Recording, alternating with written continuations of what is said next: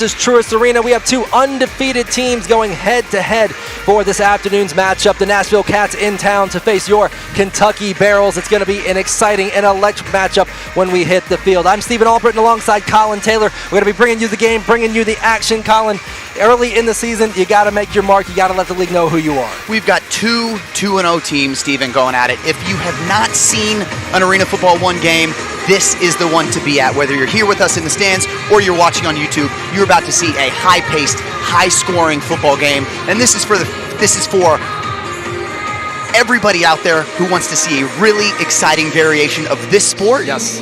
You're here in the right spot. Yes, so if you're new to it, we're going to walk you through it, but let's talk about the schedule.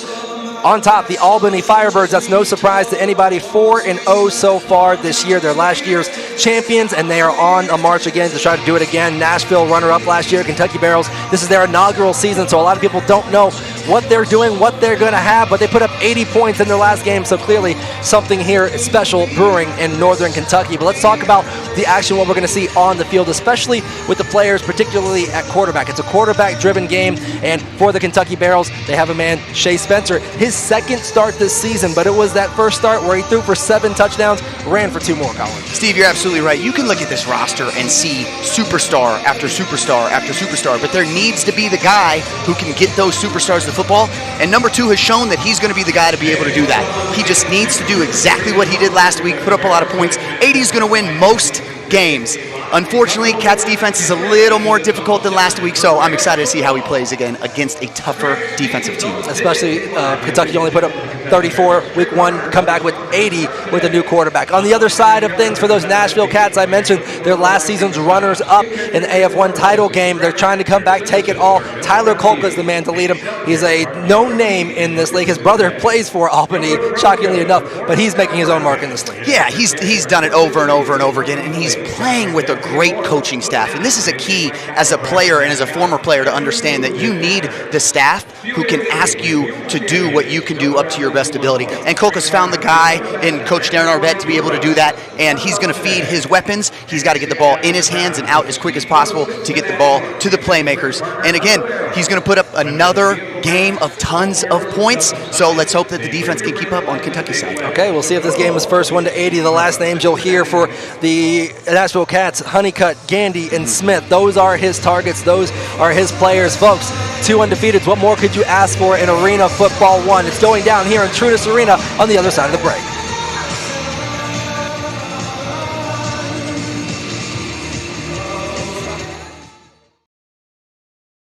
You want soft? Over the boards he goes. Wrong building. It is a touchdown. This is Arena Football 1. Walls, speed, impact. This game doesn't slow down. Touchdown, Wildcat. It closes in. 8 men. Nowhere to run. Hockey speed. Football violence. Don't blink, because in here, the ball never dies. Watch Arena Football 1 live all weekend long. This is Arena Football 1.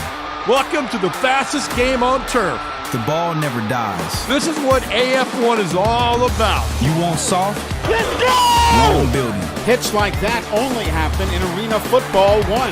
Walls, There's no escape on this field. speed, To the house. impact. This is why you tune in. This game doesn't slow down, it closes in. Because in here, the ball never dies. Welcome to the fastest game on turf. The scoreboard doesn't rest. This is Arena Football 1. New cities, A hit like that only happens in Arena Football 1. new chaos, This is why you tune in. new rivalries. Unbelievable. The scoreboard is on tilt. This is what AF1 is all about.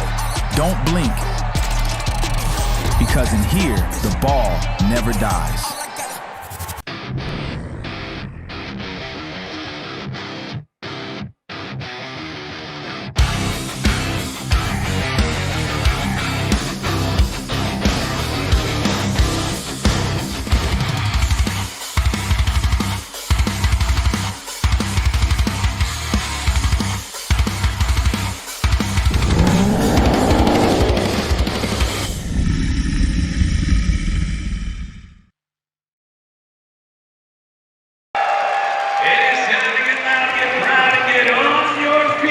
Welcome back inside Truist Arena. We told you before, we're telling you again, 2-0 teams are about to lock horns here in AF1 Week 4. The Nashville Cats in town against your Kentucky Barrels. Kentucky will be kicking off to the Cats, who will be on offense first.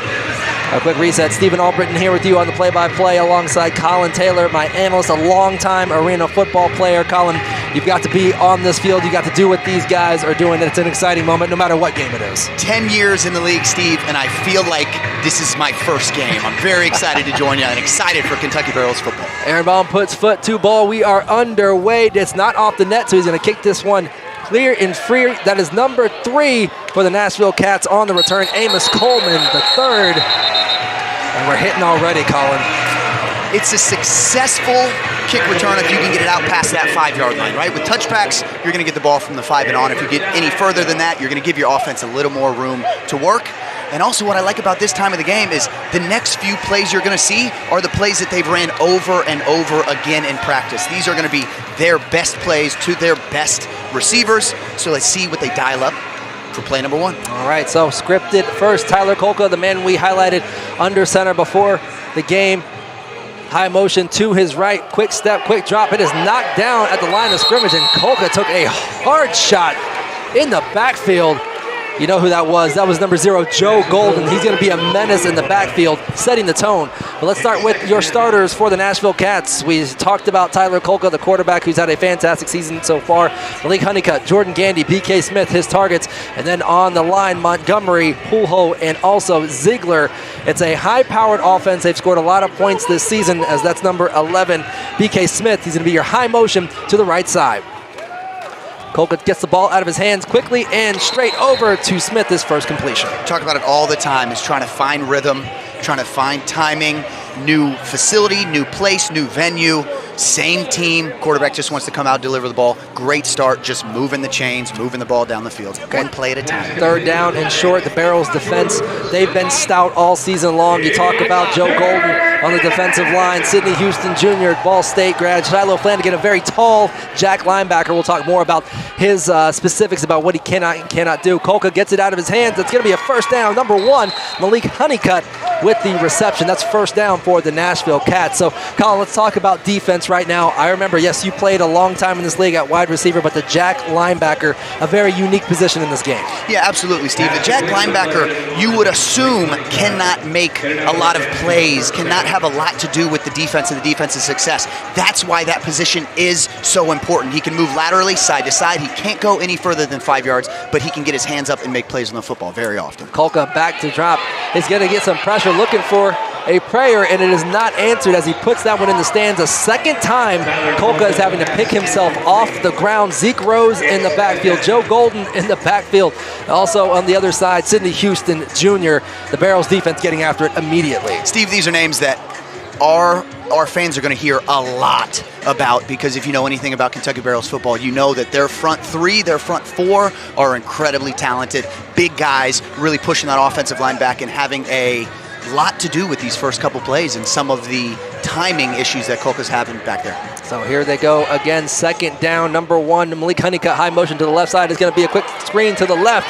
He's going to get away, get down the field, finally pushed into the boards, out of bounds. Nashville going to the quick game, trying to get that ball out of his hands. Yeah, and all you're trying to do in that position is get the ball into a playmaker's hands. You hope he breaks one tackle, which he did from Joe Powell. You're not going to get away with many of those, but Joe's an incredibly talented front side corner there. But he's just going to try to make a play. You see his recovery is quick, move the chains. That's what they're looking to do.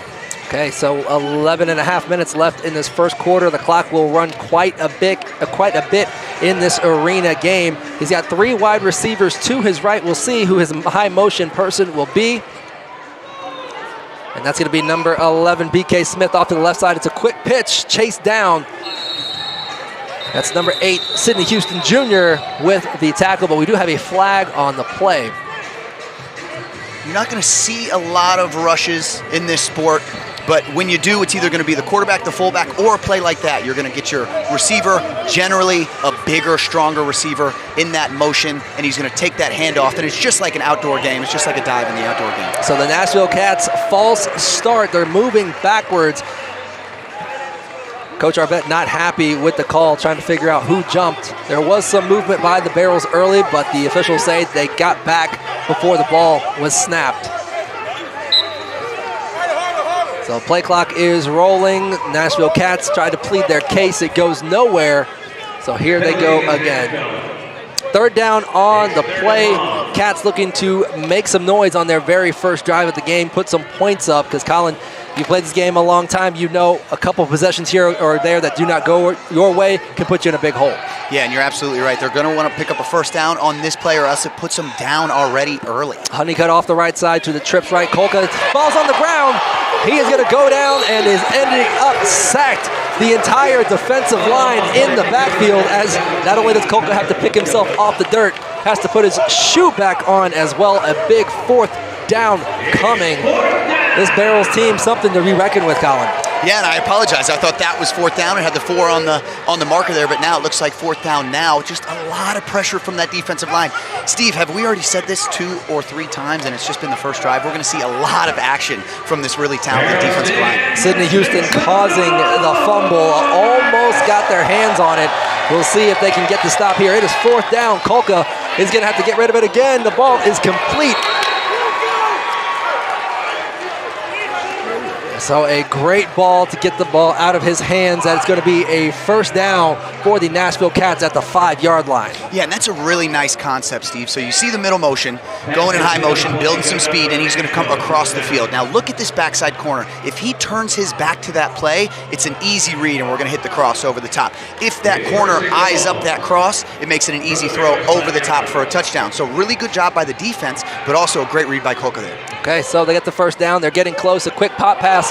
Is it a fumble? No, they're calling that incomplete, but a little bit of miscommunication, trying to get that ball out of his hands quickly. Second down coming, clock rolling. Now in the outdoor game, the goal is to be able to get into the red zone and score.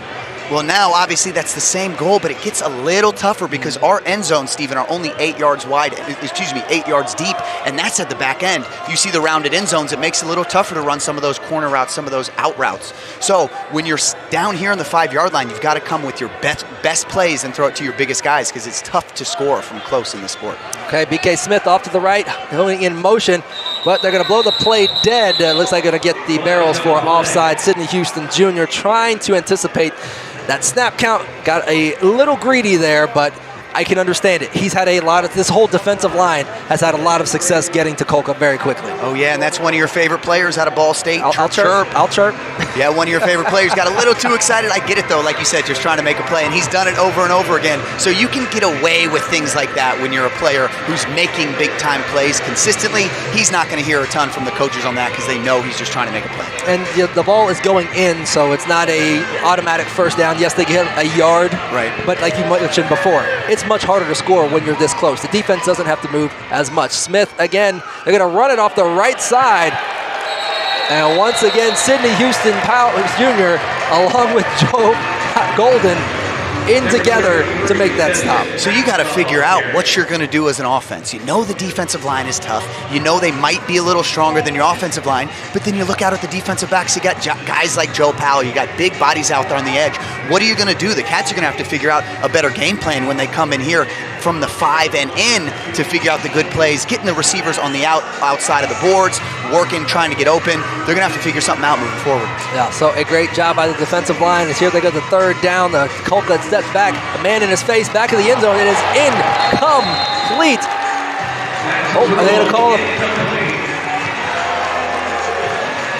They called it incomplete. It'll be fourth down. Mike Lee came up with the ball in his hands, but it must have hit off the chairs first and then fell into his hands. Great play by the defense there. Yeah, absolutely. And we talked about it. You're going to see this quick motion as they go across, so he's going to split. And once he gets past Joe Powell, his head's turned around. He's trying to find 17. He's trying to get the ball.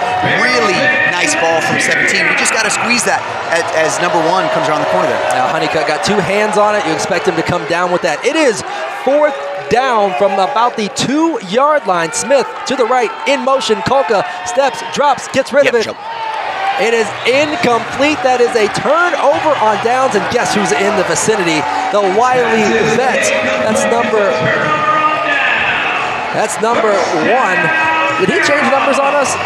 No, that's Joe Powell. I thought he changed numbers on us. Number 1, Joe Powell. You got to play with Joe. You know how he plays on this back end. Great defense stop by Joe. Looking forward to seeing Kentucky coming out on offense. Okay, so the first drive for the Barrels coming up. We're taking a break. Stay with us.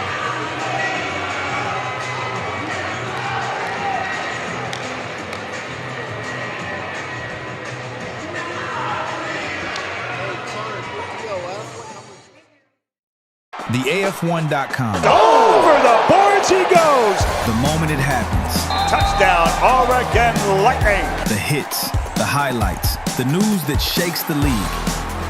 It's already here. This isn't yesterday's story. This is right now.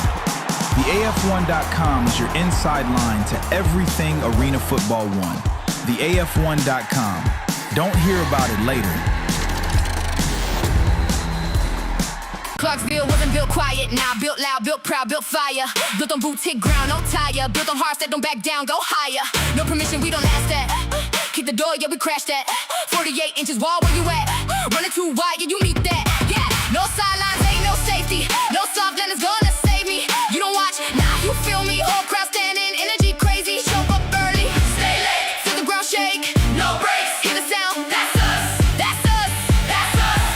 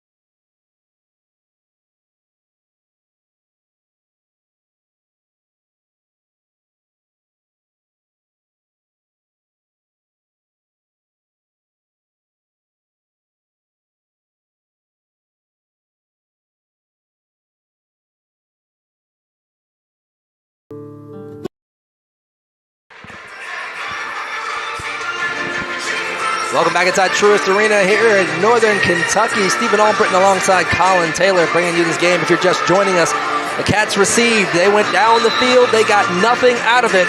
Your Kentucky Barrels coming out. Shea Spencer under center, Colin, trying to build off that amazing week he had 2 weeks ago. Great playing by number 2 last week as a rookie. Let's see what he's got this. And the play's immediately blown dead by the officials. Looks like it's going to be an offsides by the defense. There it is. So some free yards for the Kentucky Barrels. But let's talk once again about that offense. The starters for them, obviously we talked about Shea Spencer, 7 passing touchdowns, 2 rushing touchdowns in his last appearance. But he has weapons on the outside. Darius Prince, Desmond Epps, and also the product out of Ohio State and hometown, just up the road, Middletown, Ohio, Jalen Marshall as well. So he's got guys he can distribute this ball to. You never know who's going to go off. Steve, I think you and I might play quarterback well on this team. Just a stacked receiving core. Epps was the man in motion, and he's looking for Prince as he has to roll out. He's going to take a hard hit into the wall there, and we have a flag deep in the field. Darius Prince wants a defensive pass interference, but we'll see if he gets it. Officials conferring on the play. Not kind of surprised to see Shea have to get out of the pocket so early in this game, but he was looking for Prince. Looked like on a deep route there. Yeah, and if he didn't, Marshall was sitting right there in the middle of the field. If you can see the replay, you'll see him jumping up and down, throwing his hands in the air, just trying to get recognized by his quarterback, but quarterback just didn't have enough time. Would have been, he might have still been running, Steve, if he was able to get the ball to Marshall. So it's an automatic first down for the Kentucky Barrels. Here is the replay that you're asking for, Colin.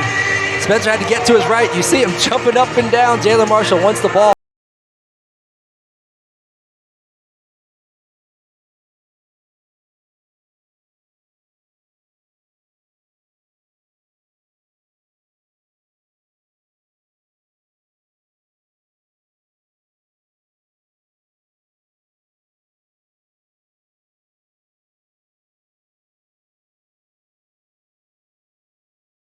spotted in the correct spot. And yeah, all is good to go. It is first down for the Barrels. Jalen Marshall will be your high motion. He has trips left at the moment. We'll see if it stays that way. It is. Spencer drops back. He wants it all. And it's going to be another defensive pass interference on the defense. So it'll be another automatic first down for the Barrels. So that's one way to start a game. 3 plays, 3 consecutive penalties. There's obviously something they see on film with this receiving core, Steve. We've talked about it. Now watch 17. Watch Jalen Marshall run this route. Did a really nice job. As Coleman was backpedaling, he was staying right there on the hash. So he did a nice job of pushing him back, but he didn't give himself quite enough room to that post. I would like to see 2 or 3 more vertical steps there for Marshall. That might be something he learns as he takes a little more reps in this league and in this specific game. But you'd like to push Coleman off the spot a little longer so when you snap that post, you can be a little more open. But it's something that, you know, all receivers in this league need to get really good at. Looking at the Cats defense, Jaquan Artis, Ezra Thibodeau, and the crew. Spencer looks deep again. Does he have Darius Prince? No, he does not, as Prince let it hit him in both hands and the chest, and he knows he's going to want that one back. We've seen Prince make that catch. How many times? I mean, 1,000 times in this game. Sometimes it's a little too easy. You see he breaks to the outside before coming to the inside. It's almost so easy that you lose a split second of focus, and it goes right between the hands. But trust me, if you know anything about Darius Prince, and if you've seen his game at all, he's going to make up for it sooner than later. Okay, so Darius Prince is going to want that ball back. Maybe he'll get it on this play. You know, Shea Spencer hasn't lost faith in him, but it's within the offense. Got to make that catch. Spencer off to the left side. That's Desmond Epps. Colin, we talked about it on the ride down. The kind of speed he has. Oh, Darius Prince making an extra block on the field. If you're not going to catch the ball, lay somebody out, I guess. When Epps came into the league, we knew that he was a blazer, that he could run fast. You get handicapped a little bit being on a 50-yard field, being a guy who can run a 4.3, a 4.4. So I was hoping that over the last 10 years or so, since I've first seen him play, that he's really improved his route running. It's something that we will see going forward into the game, but anytime you can get the guy the ball in his hands, he can make a big play like that. Okay, Spencer back in the shotgun with Epps' high motion to the right, but he's going to come in front. It's going to be the read option, and the quarterback taking a shot. So a little bit unorthodox. Haven't seen that play come out this season, but it's something they wanted to try, see if they can catch the Cats off on defense. But you don't want your quarterback taking too many hits like that.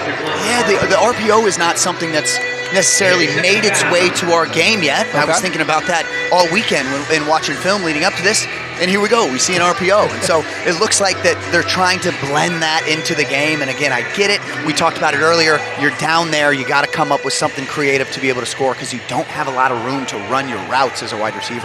Okay, watch out for Noah Butigieri in the backfield. But Spencer got to look for somebody. Who is that? That is number 6. Getting in the end zone, Darius Prince making up for the drop from earlier. That is 6 points for the Kentucky Barrels. It's almost like, Steven, it's almost like I said that 5 minutes ago. Like we said, you know Darius was going to make a play. In the very beginning of that, you see Marshall go in motion. His only thing he's trying to do is make contact with that defensive back to clear out the quick out. And once he's able to do that, it's very easy. Now, he can't use his hands, but he can run through the shoulder. And you see Marshall do that very well, kind of carrying the defensive back to the other side, giving Prince the wide open out there, and an easy throw for Shea. Okay, so the Barrels go right down the field, getting 6. And now it is 7 points. Kentucky Barrels lead the Nashville Cats 7-0. 3 minutes left in the first quarter. We're going to take a break. More football action on the other side.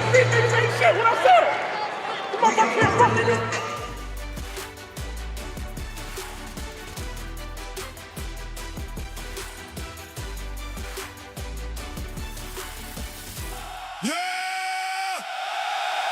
You feel that? This that AF1. You feel that? What? Run for the city. Run. Rep your colors. Side by side. When the lights come on, we go high. AF1. The ball never dies. Woo.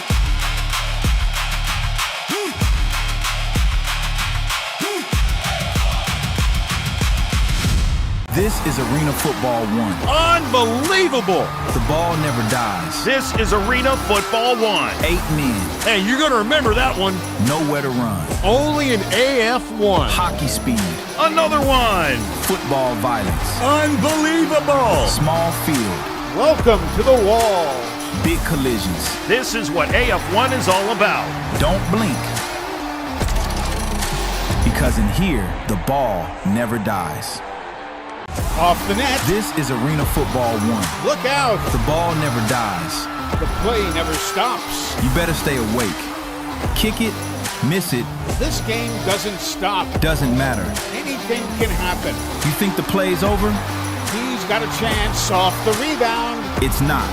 Chaos. Off the net, Here we go again. right back at you.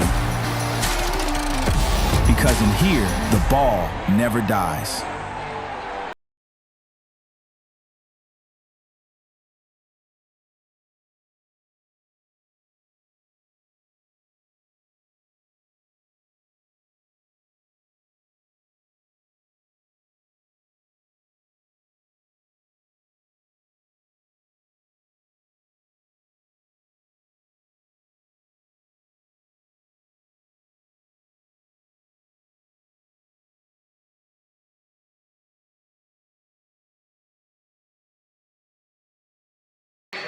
And tag ups at Kentucky Barrels. Back in.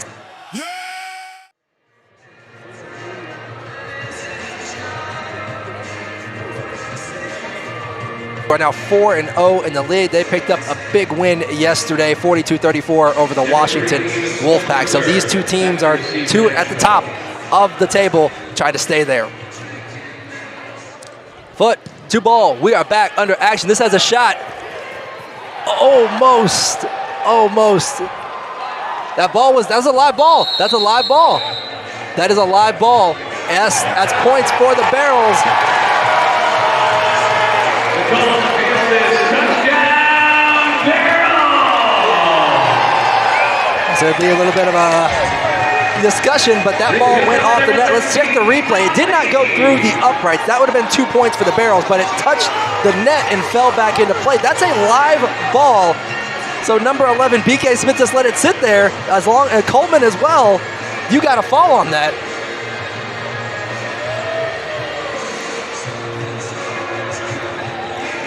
That Nashville thinking that went through the net, but that came back into play and was clearly recovered by the Barrels there.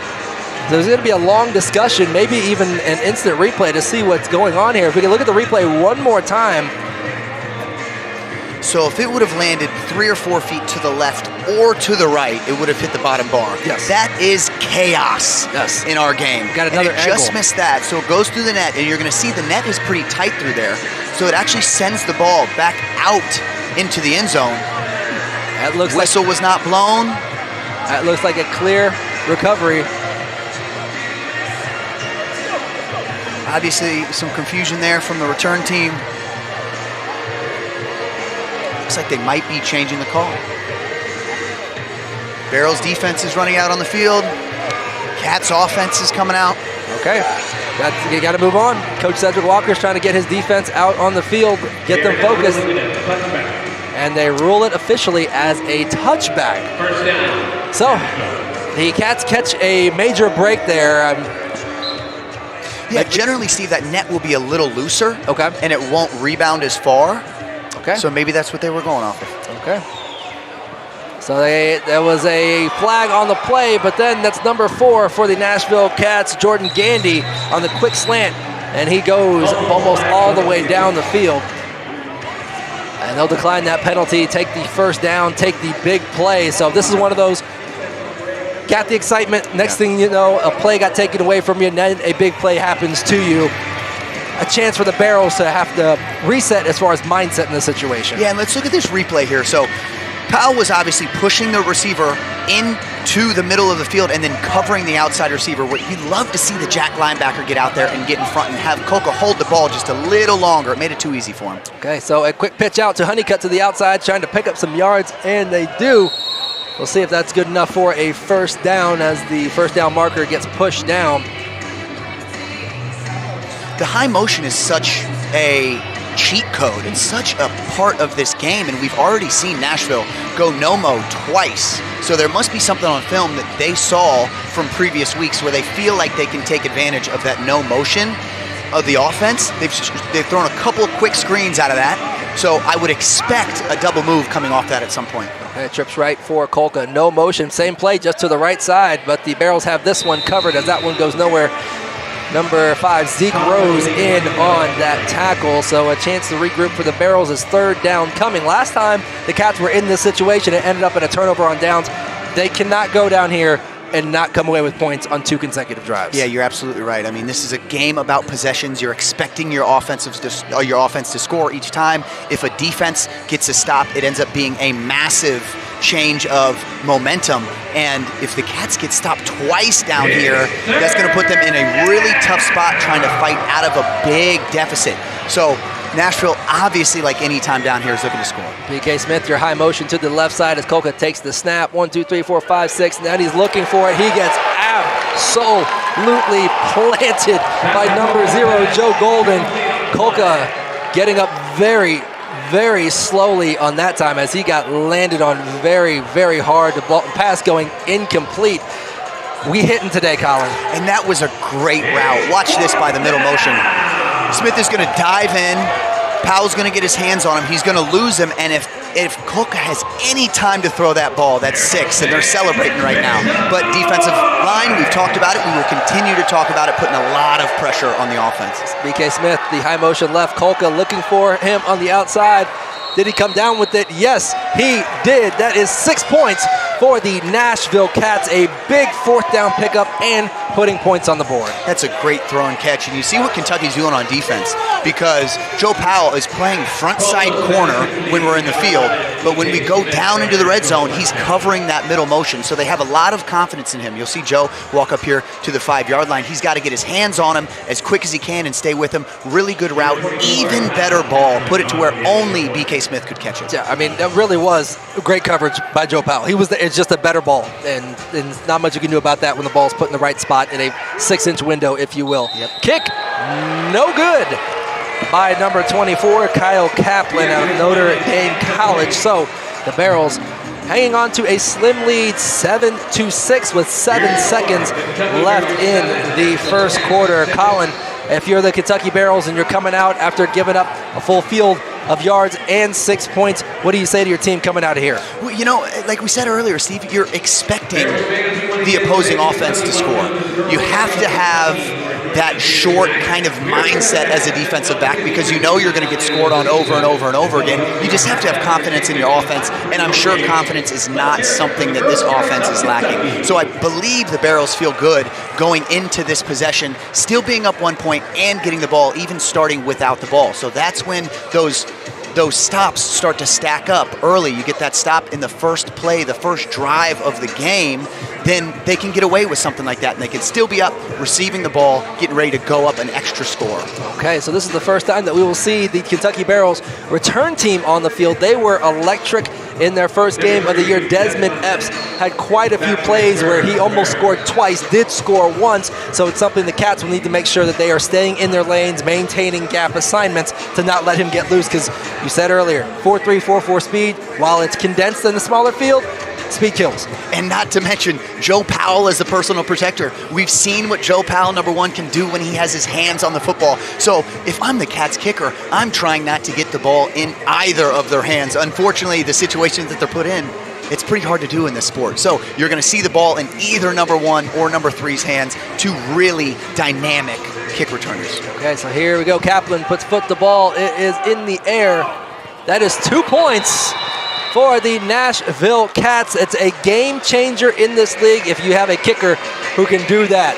On the kickoff, if you put it through the uprights, that is 2 points. So Kaplan making up for the missed kick with a hit kick just now, on the kickoff. If you're going to miss an extra point, that is a great way to make up for it. Now he's not going to have to hear about it in film because he was able to do that. Let me tell you how hard of a kick that is. It's not only going 50-plus yards, but it's going through very narrow uprights. Having a kicker who can do something like that makes him an absolute weapon, Stephen. That's the end of the first quarter. On the other side, more AF1 action. The Nashville Cats, 8. Kentucky Barrels, 7. He's already flying. This is Arena Football 1. Full speed at the snap. The ball never dies. Man, you can't defend that speed. He's already at full speed before the snap. Blink and you miss him.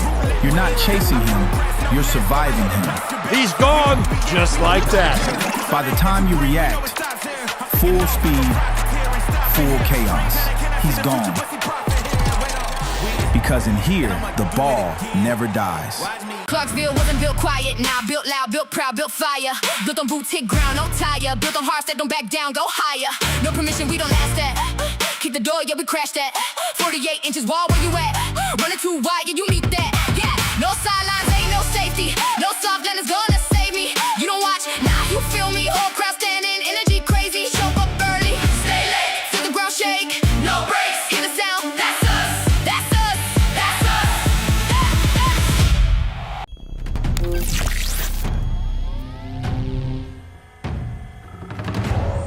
Lateral G-force dampeners engaged. 0 to 60. Burst propulsion activated. Aerobic capacity maximized. Hydraulic extension vector enabled. Threat detection engaged. This monster is ready. Minnesota Monsters. Get your tickets now.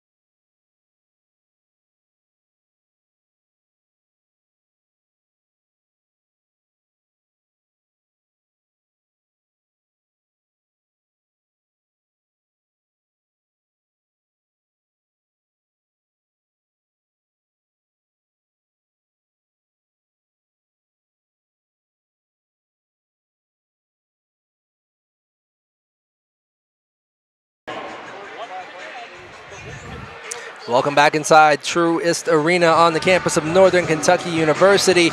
It is 8-7. The Nashville Cats just put 2 points on the board after the kicker, Kyle Kaplan, put the kick off through the uprights, making up for the missed extra point from the touchdown just before that. So the Barrels have a chance to get back out here, show their offense what they are made of. There was a bunch of penalties on their first drive, necessarily not on them, but on the Cats. A drop pass, but they still got it down there. So just a messy first drive. I'm sure they want to clean up.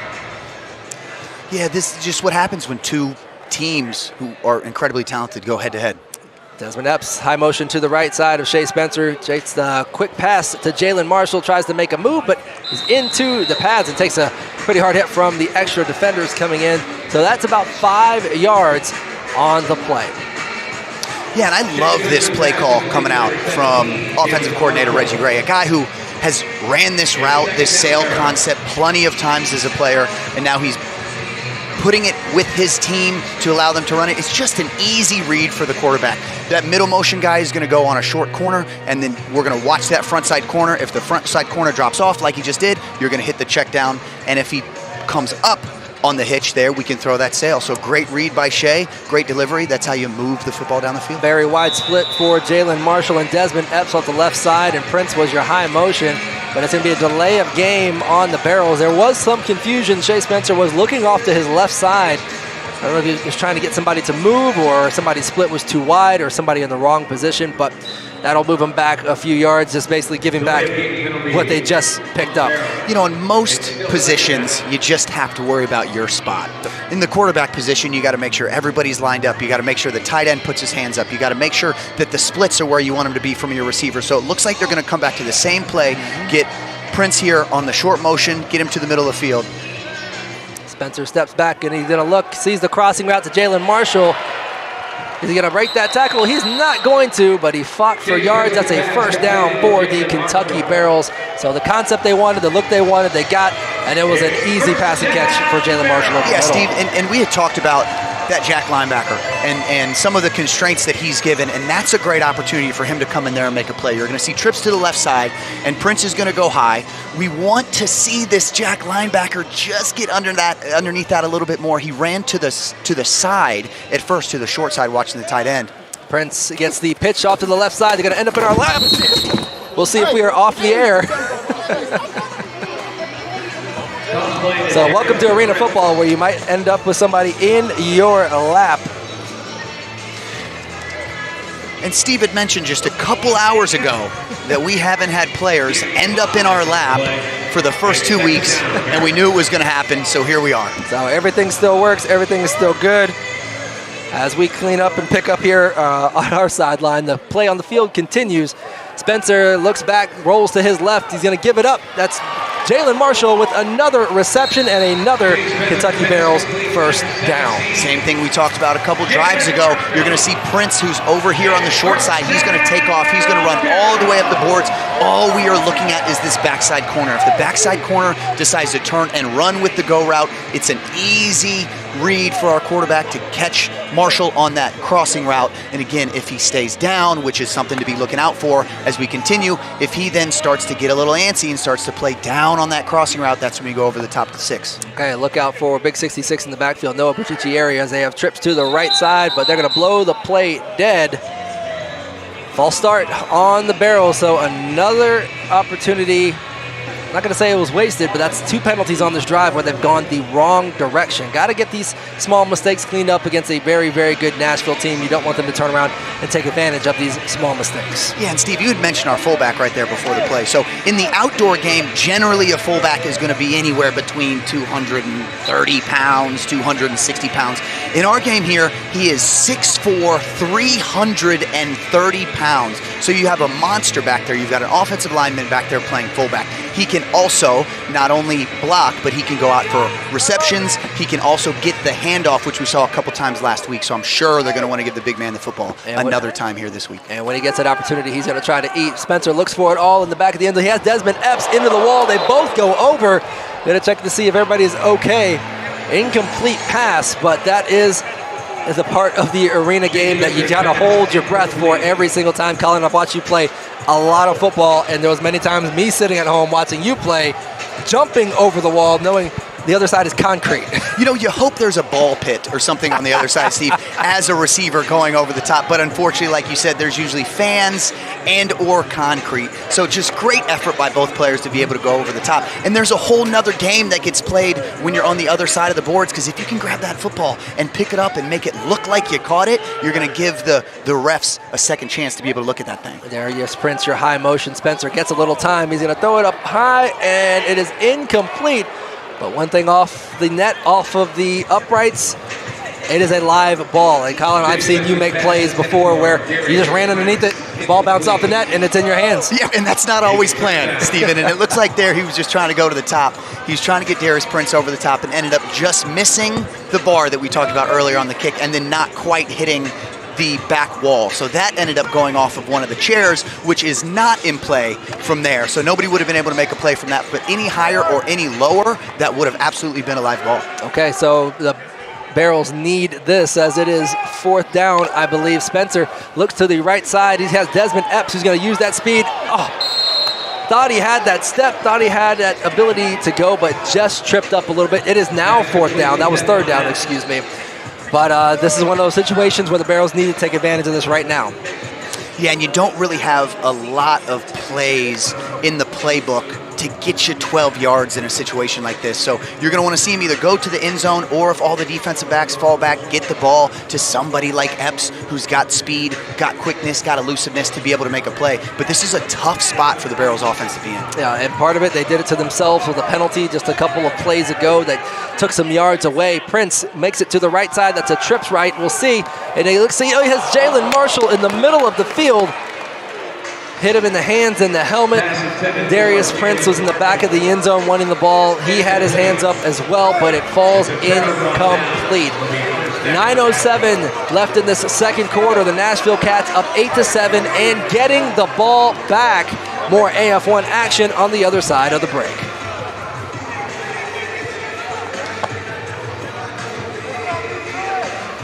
Here we go again. That's going to leave a mark.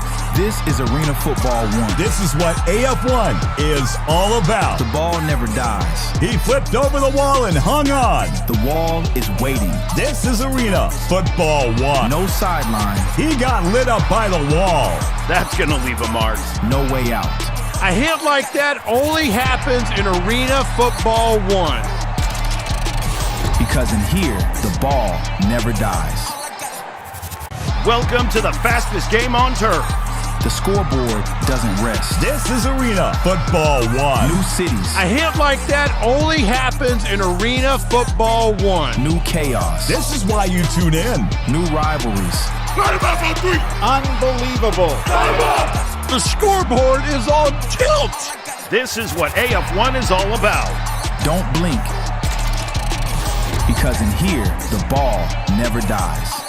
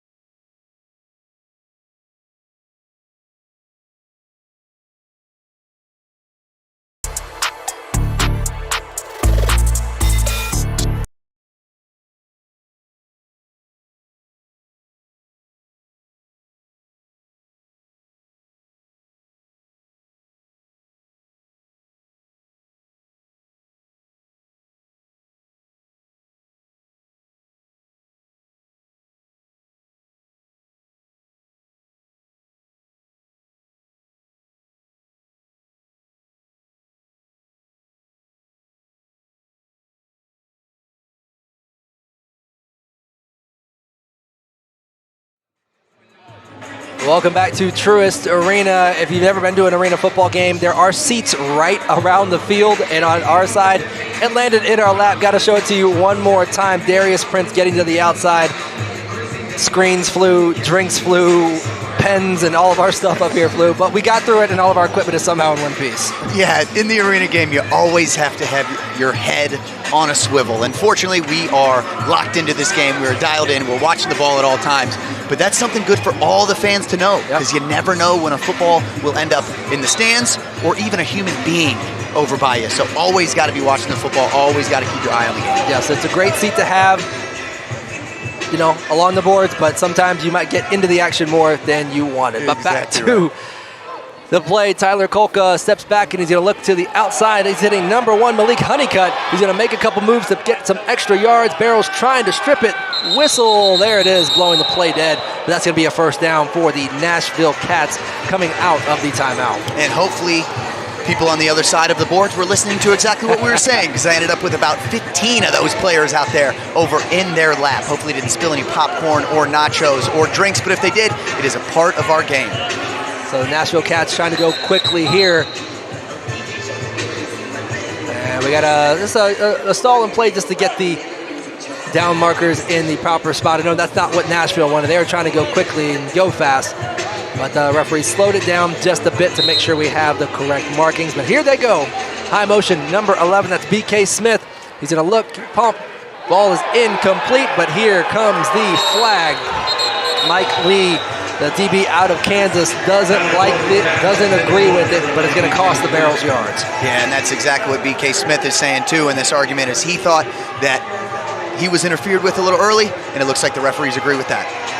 So more free yards. The penalties are stacking up for the Barrels. Not what you want this early in the game or any part of the game, Colin. Here goes the replay of that. So on the right side is where you're going to see the infraction. And that's a great route, too. That's a great route being there. Again, we saw the jack flash in front of that hitch, and so you're just taught as a receiver in that position to flow the opposite way of the jack, so he did exactly what he wanted to do. 13 just got there a little early. Just a touch early. Kolka back under center, high motion. That's number 1, Malik Honeycutt off the right side. Kolka looks to the end zone. It's going to be a catch down there at the 2-yard line. The Cats, once again, hustling to the ball as Kolka gets the play. They're trying to go in and get 6. Yeah, and that short motion, you're really really just trying to get the defense to show their hands, to show their cars. As we'll see the quick motion over here. You see he doesn't go very deep. We just want to see a quick reaction from the defense, find the open spot, and square yourself up. And then you're just blocking out the defensive back like in basketball, trying to make the catch. Would love to, break a tackle as a receiver there, but you just put your offense in a really good position. Looking at Desmond Maxwell in the backfield right now. We'll see if he gets it. He does get the pitch off the left side. The Barrels had it read, but they're not going to make the stop. That's a touchdown, Nashville Cats. And there he is, Maxwell, 6'2", 250 pounds. I'm not going to throw my hand up to be the one to try to take him down. I don't know, a lot of people will. Once you get a guy like that on the edge with some speed, it's hard to stop.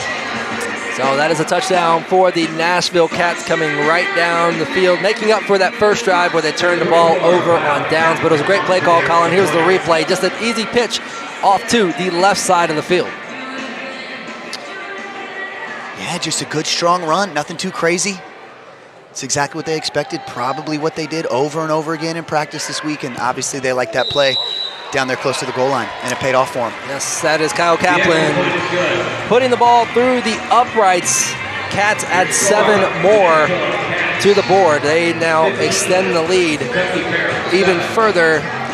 They're out up 15-7. We're taking a break. More football coming.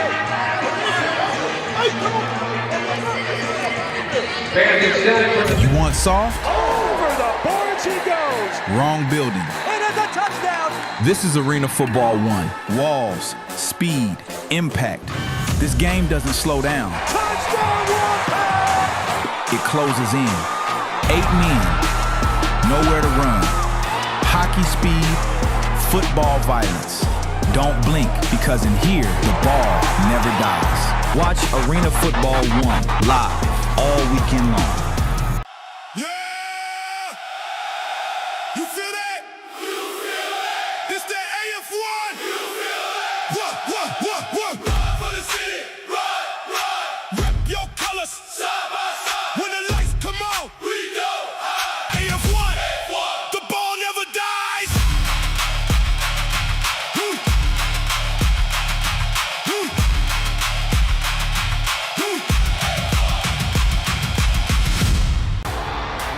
This is Arena Football 1. Welcome to the fastest game on turf. The ball never dies. This is what AF1 is all about. You want soft? Let's go! Wrong building. Hits like that only happen in Arena Football 1. Walls, There's no escape on this field. speed, To the house. impact. This is why you tune in. This game doesn't slow down. It closes in. Because in here, the ball never.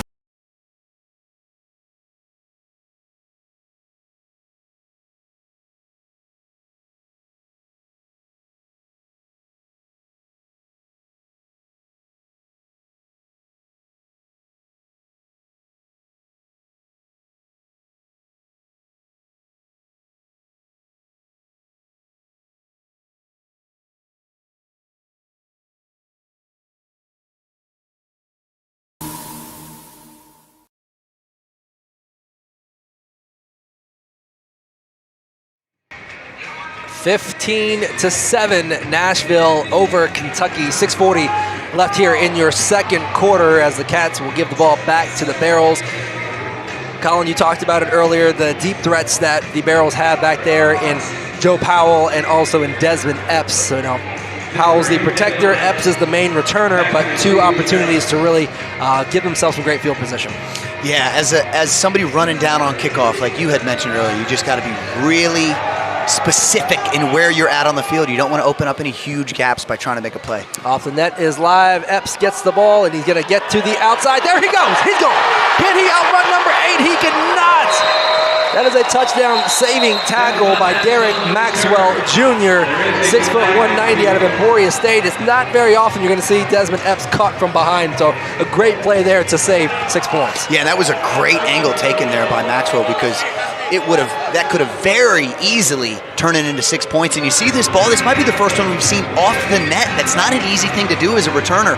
Have everybody on the kicking team screaming down and you having to hope that ball drops down into your arms. So just securing that is a big win there.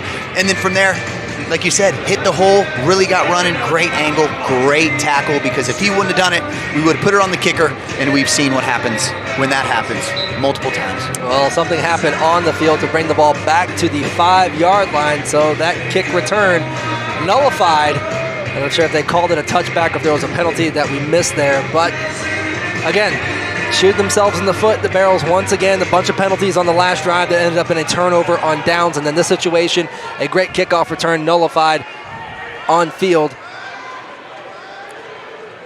So back to the action now, that is Epps. So they're going to call a delay of game, but maybe they're going to move them back. I'm surprised they didn't try to reset the play clock considering the official came over to stop the play. But I guess they gave them enough time to complete the play. So they'll move him back just a little bit. Yeah, and I like putting Epps right back there in motion because he had that opportunity to make a big play there. You know he's frustrated. They put him in motion to hopefully make a play. Now Marshall back here. A lot of room to work, a lot of green. Jalen Marshall, the Ohio State product, had a couple of touchdowns in the first game, but they throw it to the right. That's Prince getting the yards, bowling through, and takes an extra shot there at the end. And here comes the extra pushing and the shoving. We'll see if any flags come out. Oh, we have a helmet off. I imagine there will be some personal fouls issued here. Fans over on the sideline love it. Love to see the excitement. They're getting right into it. Now, would they put the pads on and throw themselves in there? Probably not, but you love to see a little bit of football energy right there. So Prince had the reception and got down the field, but then a couple of extra hits coming in. Here comes the call.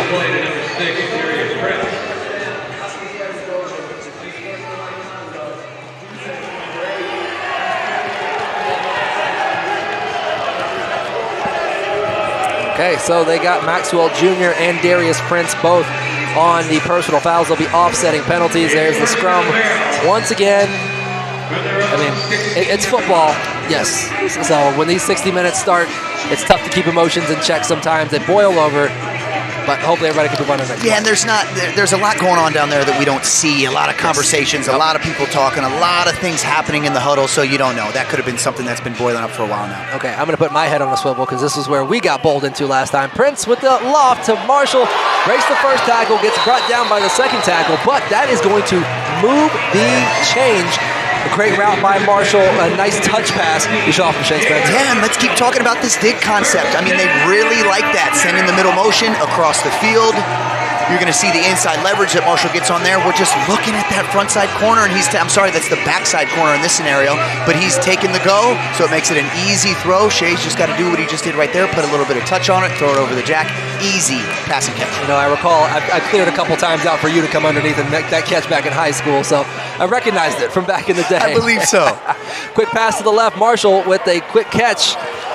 That was one of those plays where I feel like the timing was thrown off from Spencer because Marshall had to make a jump to catch it. That's one of those plays, and correct me if I'm wrong, if his feet are on the ground making that catch, he can really make a play, but instead he had to go up, come down, and then make a move. You're absolutely right. Shay's just trying to catch it and get his hands on the ball, not necessarily trying to find the laces, but trying to get it out as quick as he can. And the other two defensive backs in that trips formation are going to be blocked. That's the one guy that you have to beat. So if any of that timing is thrown off, it makes it an easier play for that defensive back and tougher on Marshall there for the reception. Trips right, Marshall in motion. Spencer lets it go. It's not going to be complete, but they're going to get yards anyways. It looks like it's going to be a defensive pass interference. I believe that's 2, maybe 3 defense pass interference calls that Jalen Marshall has been able to draw. Yeah, they got Coleman again on that, and here's what keeps happening, Steven. As a wide receiver, you do not want this contact at the top of this route. So you see the inside stem going to the inside shoulder.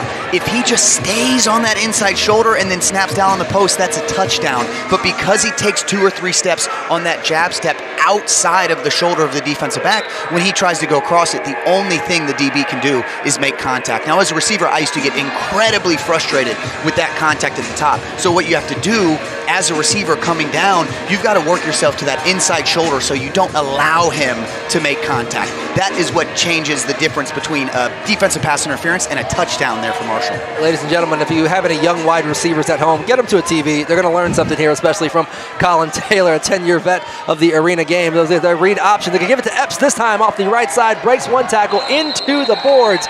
And again, some fans over there getting introduced directly to the arena football game, but they're going to pick up a couple yards and second down coming.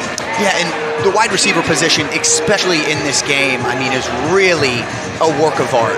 Every single step that you take from when you break the huddle to when you start your motion, you can give yourself an advantage as a receiver. Obviously, you have speed going into the line of scrimmage, but there are so many nuances to this game, Steven, and the best wide receivers have all of those figured out, and I would love to see Jalen start to work that into his game. Okay, you got Noah Tijeri on the outside running the lead block, just post somebody. Jalen Marshall doesn't like where he's going, reverses field, but goes nowhere. The ball came out, but they're going to blow the play dead before they ruled the fumble. So that was a new formation that we've seen. Everybody was tight off the left side. That was Shiloh Flanagan. He's a wide receiver. He's also been playing jack linebacker, but he's also 6'6", 210. And it looks like we're going to have a man down. That is Maxwell III over for the Nashville Cats. So Amos Coleman III, the DB out of Texas A&M Kingsville, shaken up on the play. We're going to take a quick break, and we'll see how he's doing on the other side. 15-7, Cats lead. 2 minutes left in the first half.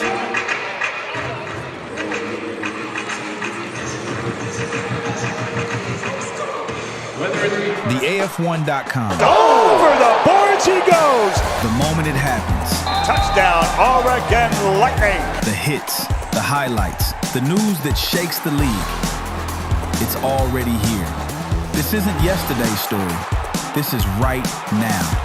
The AF1.com is your inside line to everything Arena Football 1. The AF1.com. Don't hear about it later. This is Arena Football 1. Unbelievable.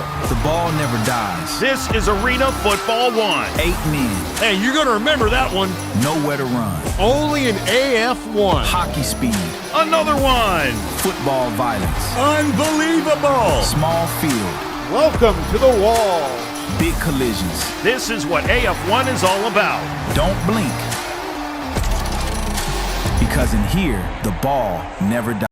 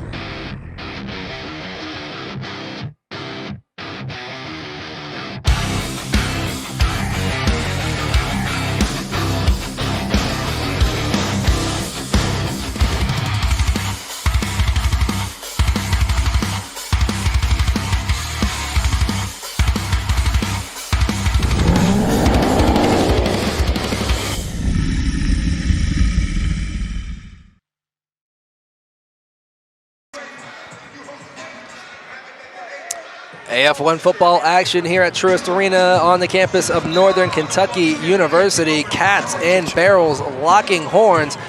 Barrels trying to put some points up. Shiloh Flanagan, he's been playing jack linebacker. He also plays wide receiver, 6'6". He's the one in motion right now. Let's see if they get a little toss up to him. And they do. Two hands on the ball. Falls incomplete. A lot of contact there at the top of the route.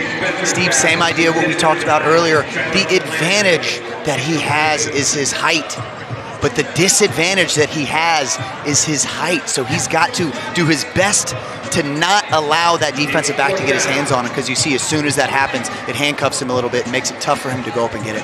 Okay, so Shiloh stays on the field. Darius Prince, Jalen Marshall, the three wide receivers. It is 4th down and 8 to the goal line. It is 4th and goal, so the Barrels need to put it in there. Looks like they are going to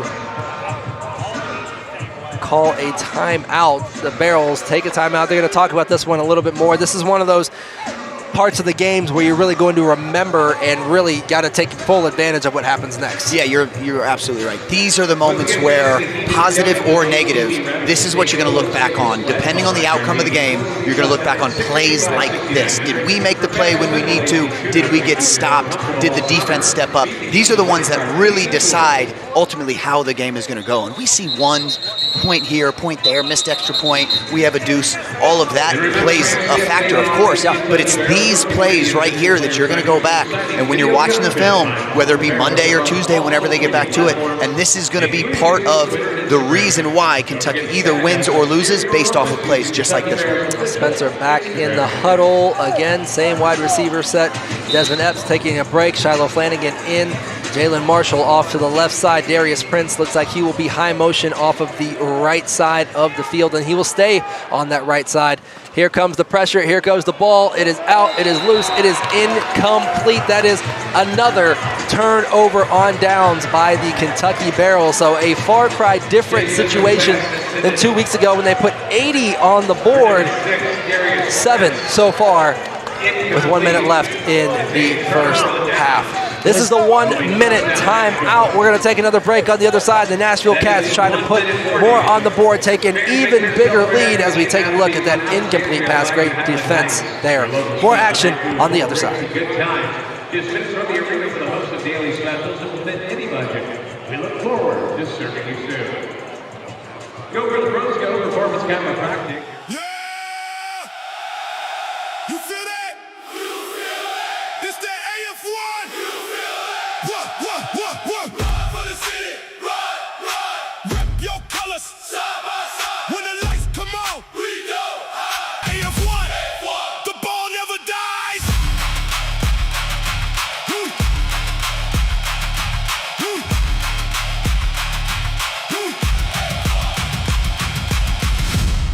Welcome to the fastest game on turf. The scoreboard doesn't rest. This is Arena Football 1. New cities, A hit like that only happens in Arena Football 1. new chaos, This is why you tune in. new rivalries. Unbelievable. The scoreboard is on tilt. This is what AF1 is all about. Don't blink, because in here, the ball never dies.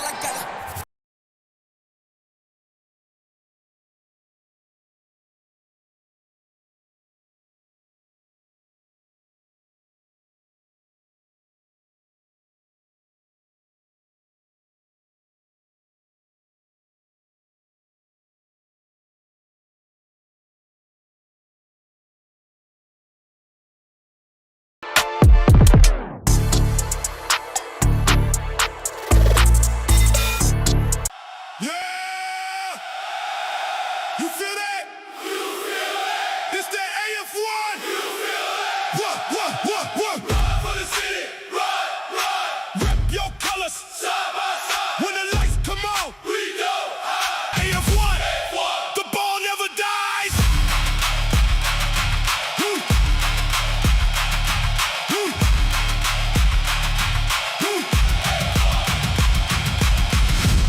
The AF1.com. Over the boards he goes. The moment it happens. Touchdown, Oregon Lightning. The hits, the highlights, the news that shakes the league. It's already here. This isn't yesterday's story. This is right now. The AF1.com is your inside line to everything Arena Football 1. The AF1.com. Don't hear about it later.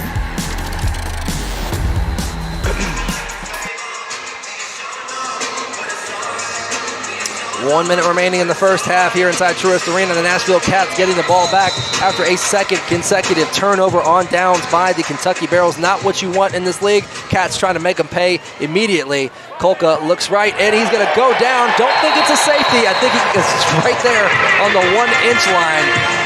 But what a sack in the backfield. Very similar play, Steven, to last week. Something very similar like that happened when the quarterback starts to get hit. That's where they stop that line of scrimmage. Quick ball to the outside. It is complete. And goes out of bounds. But you got to talk about this Barrels defensive line. That was Sidney Houston Jr. getting the sack on the previous play. He just shed that offensive lineman so quickly. Oh my goodness. 99 throwing that lookout block, which means you were telling your quarterback to look out. And he was all over Kolka in the backfield. What are you supposed to do? Not much. Protect yourself, I guess. As a guard in that situation. That is a tough man to defend. Okay, third down. Kolka under center. He's sending his receiver in motion to the left. He's getting pressure, and it's to the outside, and this might go. A lot of room to run. That's number 4, Jordan Gandy. Does he score? Waiting for the signal. He does. So sack, short completion, third down. Next thing you know, it's 6 the other way for the Nashville Cats. You know, and Steve, we talked about this earlier. This is a game of possessions, and yes, Nashville scored, but they left 38 seconds on the clock. In the outdoor game, this might be an opportunity where the team would receive that kickoff, take a knee, and then run into halftime. In this game, a lot can happen in 38 seconds, so they gave the Barrels a ton of time, and that's just a great throw and catch. Made one move, had to make one man miss, and then was right into the end zone from there. Great throw and catch. Extra point is up and good. Cats extending their lead over the Kentucky Barrels, now 22-7. So the Barrels need a response here, and quickly. They do get the ball coming out of the second half, so that is the one good news, but these big plays, devastating. Yeah, and you're absolutely right. I mean, it's more than a 2-score game now, but we're looking to try to flip this, and if we can get a score in 38 seconds, as time runs out, get the ball coming out at half, it's a completely different game. But you got to put together a really good offensive drive here. You got to burn a little clock here and there. You got to make sure that you use your timeouts properly, get out of bounds when you need to, and you're trying to score as time runs out. Because if we can flip this 14 points for the Barrels, we're right back in the game. And it's tough to say for the Barrels, but they need to get something going here, as they have not scored since their opening drive back in the first quarter when Spencer hit Prince for a touchdown. So it's getting dire here for them. And the score doesn't really explain the momentum and how the game is going, because Kentucky's been right down there with plenty of opportunities to score. It's been a defensive pass interference here. It's been a defensive PBU there. They have it all together. They just need to start making plays at the time they need those plays. I imagine Coach Walker is getting a halftime speech prepared for this team to get them together, but we'll see how they can finish this first half of play as Kyle Kaplan prepares to kick it off. He hit a deuce earlier. This one has a shot. Oh, it's off the upright. This is a live ball. Epps is able to get it. Steps, spin move. Can he get back to the right? Into the wall, but a great play by Desmond Epps, getting the ball out to about the 20-yard line with 33 ticks on the clock. But Doc Collin, so dangerous to see it hit off the actual metal part of those screens, because you don't know where that ball's going. As a kick returner, Steve, that is worst case scenario. That is nightmare fuel when you see that football bounce off of one of those yellow iron posts, because you have no idea where it's going to go. And that's actually what Joe Powell is doing as the personal protector position. He starts at about the 5-yard line, so in case anything bounces off the iron, he's the one who's supposed to get it. They got very lucky there with the ball hitting in the end zone and bouncing straight up. That generally doesn't happen, and Kentucky got very lucky with what happened there. Okay, so Epps back in. He is your high motion to the trips right side of the field. There he goes. Spencer steps, plants, delivers a nice ball. Jalen Marshall unable to come down with that. Spencer goes again with the touch pass. Yeah, and they had the triple over concept there, Steve. Marshall was wide open. He made a really nice one-handed catch a couple weeks ago, and I believe was trying to do the same thing here. So watch the defensive backs all fall off. So we're leaving all of that space underneath. Epps is going to take the 2 high guys. Marshall, the inside guy, just has to get over to the other side of the field. Shea's got to put it there. Tough throw and catch, but that's something that we've seen him make before. You got to hit those throws again. There's plays in the game, whether you win or lose, that you look back on. That might be one of them as Prince goes to the motion side, right side, trips right. Spencer looks again. Prince, and there's going to be a flag. I believe that's what, 4, maybe 5 defensive pass interference on the Cats so far, but Prince draws another one. Yep, and that was Alexander, who earlier, Coleman, the guy who ended up walking off injured, he was one we were going to keep an eye on because Coleman is generally the middleman there, and that is, in the arena game, the toughest position to play is going to be that middle safety because you're always guarding that high motion man. They can do anything with their stem. They can do anything with their speed. See, left a lot of room open. Tried to go over, make a play. Contact was a little early. You'd like to see Shea put that ball a little higher on that topside shoulder, or even bring Prince down to the sideline and just put it on a nice little 2-ball, put some heat behind it, and complete that. And again, that's what this game comes down to, Steve. We talked about it earlier with the Marshall pass interference. If he stays away from the contact, it's a touchdown instead of ultimately being a turnover that ended up the 4 and out in the end zone there to Prince. That's a very similar situation. If you get a little better ball and thrown over to the sideline or a little further, that's a touchdown, and Kentucky's celebrating in the end zone right now. All right, 28 seconds left on the clock. Barrels going into their end zone. Spencer once again looking for 6. Does he have a man there? Jalen Marshall with the touchdown grab in the back of the end zone. The Barrels breaking their scoreless drought. They gave up 22 consecutive points, but they're finally back on the board. Colin, take us through that great route, great throw, great catch. Yep, you're absolutely right. And again, on Alexander there, the guy who's not used to playing that position, I'm sure gets some reps there in practice, but going against a guy like Jalen Marshall, who anybody who knows anything about football or Ohio State football has seen him make a lot of big plays. He just had a little too much room and went to the corner. Really good throw and catch. That is arena football at its finest. Aaron Palm on to kick, hoping to cut into this league. Snap down, hold down. It is wide right, unfortunately, for the Kentucky Barrels, but they do get 6 now, 22-13 in favor of the Nashville Cats. So looking at the touchdown again. Oh, Spencer took a shot to the helmet there. 3 steps, planted his back foot, threw it. Great timing. Really nice job from Spencer being able to throw that with pressure in his face, off his back foot. Now let's watch this route. Getting pushed a little bit to the post. He let the defensive back get on that outside shoulder. I'd like to see him square up a little bit, but again, it's still a touchdown. But Steven, these are the things. 6 inches in our game. 6 inches either way is going to lead to, again, that pass interference or the touchdown. That was a really nice route. Could have made it a little easier on the quarterback there on the route, though, but still, 6 points is 6 points. Okay, so the Barrels kickoff team coming back out here. Again, there's still plenty of time on the clock for this. This is the part of the game in AF1 football where you might see people trade 2, 3, maybe even 4 scores in a short amount of time. Maybe catch them in an onside kick so you can get the ball back again just in case.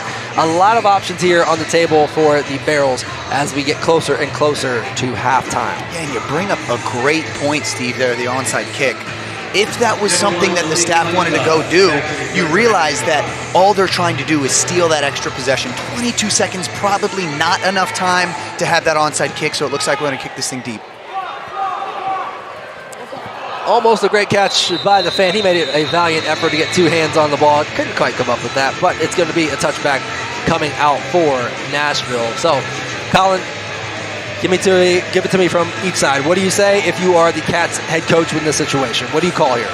Yeah, I don't think you're ever satisfied as an offense, as a defense, as a team until this game is over. But the Cats have done what they've wanted to do. Obviously, you want to go into the half with a lead, especially against a team this dynamic with the Kentucky Barrels offense and the strong Kentucky Barrels defense. So the Cats are doing exactly what they want to do. And they've got 22 seconds with a really high-level quarterback and some dynamic receivers. I would not be surprised, Steve, if they try to get more points on the board before halftime here. 22 seconds is a lot of time.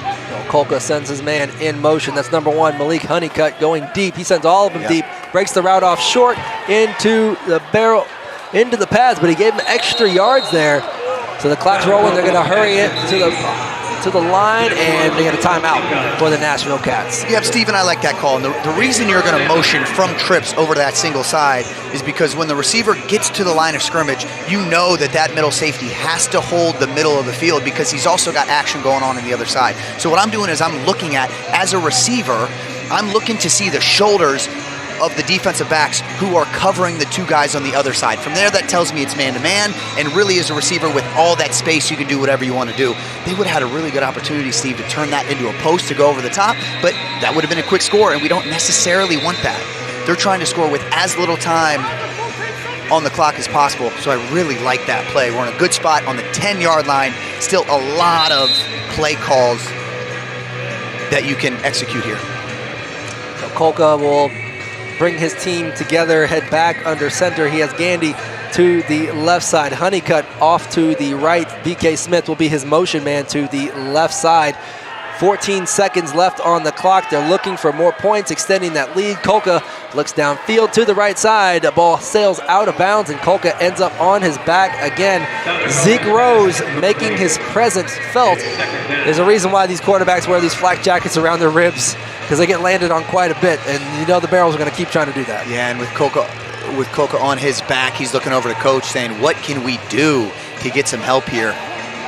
Whew. Really good rush from that defensive line. An aggressive move by Zeke Rose in the middle. He plays with very violent hands at the point of the attack, and if you're the center there, you give the ball away, then you got to get your hands up, but with somebody like Zeke Rose over the top of you, it gets pretty tough.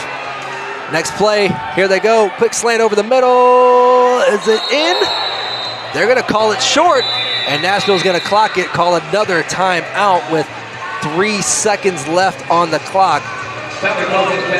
Really good play call down there from the Cats. So you have the pull route or the crossing route from the middle motion, and what we're trying to do there is our receiver is just trying to clear out this middle defensive back right here, and once we get right past that jack linebacker, he's going to put it on the slant. So we're trying to take the middle DB out into the end zone, give us all that space as a receiver coming in on the slant. Again, Joe Powell, big body in there, does a nice job of bringing him down there on the 1-yard line. And again, it gets tougher and tougher the closer you get. So we've got 3 seconds on the clock, time for one play. One play. And these are situations that you rep over and over and over again in camp and in practice and throughout the week. So coach's 3 or 4 plays he's going to go to here. Officials review to look at the spot to make sure he didn't get involved to go. All right, so just talk to the head official. We have a on-field timeout for an official review. They're checking the spot. They're checking to see if it was knee down, elbow down, where was the ball. Bird's eye view when they rolled through it, looked like it was short. They marked it short, but we're going to get a good look at what he sees and see where that ball goes, because this could be a situation where if it's a score, could be good for the Barrels where they can get the ball back, score once, get the ball going out of the half. If not, it's one play for the Cats. Yeah, because we've talked about those returners over and over again, and they are bound to make a play at some point.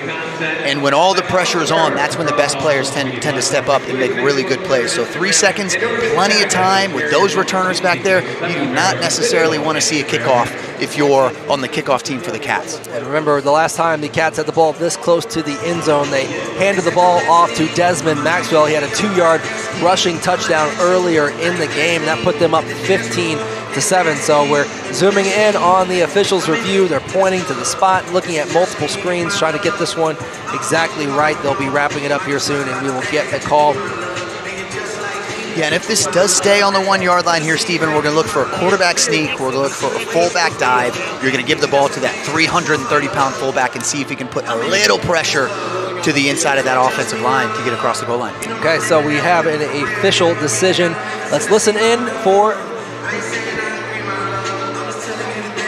And the call is upheld on field. The ball will remain at the 1-yard line for the Nashville Cats. So, Colin, you said it before, QB sneak, something off tackle with Desmond Maxwell, 33 in the backfield. Don't think they'll be throwing it here. Feels like it's just too big of a risk to put the ball in the air. Yeah, just not a ton of room for these wide receivers to work. And we have a timeout on the field. Head coach Cedric Walker for the Kentucky Barrels going to talk it over. He knows how big this play is, knowing they get the ball coming out of the half. So here are a couple options that we're going to have as an offensive team from this position. We already talked about the quarterback sneak. We talked about the fullback dive. Those are more than likely what's going to happen. But we've also got the ability to work a short side motion. What that's going to do is keep 2 of the receivers, 2 of the defensive backs onto the far side of the field. You've got a little bit of room to work over here, so you can get a bigger body. We used to call this play, just throw it up. You put your biggest guy in there. It's like a fade ball in the outdoor game, but there's not a ton of great things that can come from that, generally with those fade balls into the short side of the field. So we'll see where they line up. It looks like they're going to go... Trips left. Yep, so trips to the field, looking for a fullback sneak here. Kolka under center. He's going to throw the ball, looking for it, and it is incomplete. They were looking for number 66, Peyton Mulho. They ran that exact play a couple weeks ago. Colin, you and I were watching film. You and I knew that was in their playbook. I am stunned that they pulled that out in such a short field replay here. You are exactly right. So what you're going to get is a tight end delay. So he's going to block, and then he's going to just post up, and he's going to try to get the ball in there. I don't necessarily want to trust my offensive linemen in a position like that. If I'm going to throw the ball, I want to throw it to the guys who are used to catching footballs. But he goes in there. Jack Linebacker does a really nice job putting his hands on the back of the receiver in this situation. Makes it really tough to make that throw and catch. Shout out to Shiloh Flanagan making that stop. It is 22-13. Nashville Cats leading the Kentucky Barrels 22-13. This is AF1 football, second half in a few minutes.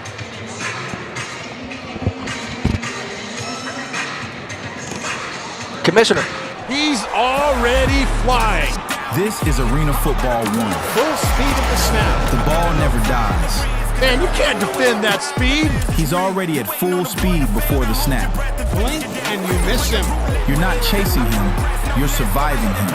He's gone just like that. By the time you react, full speed, full chaos. He's gone.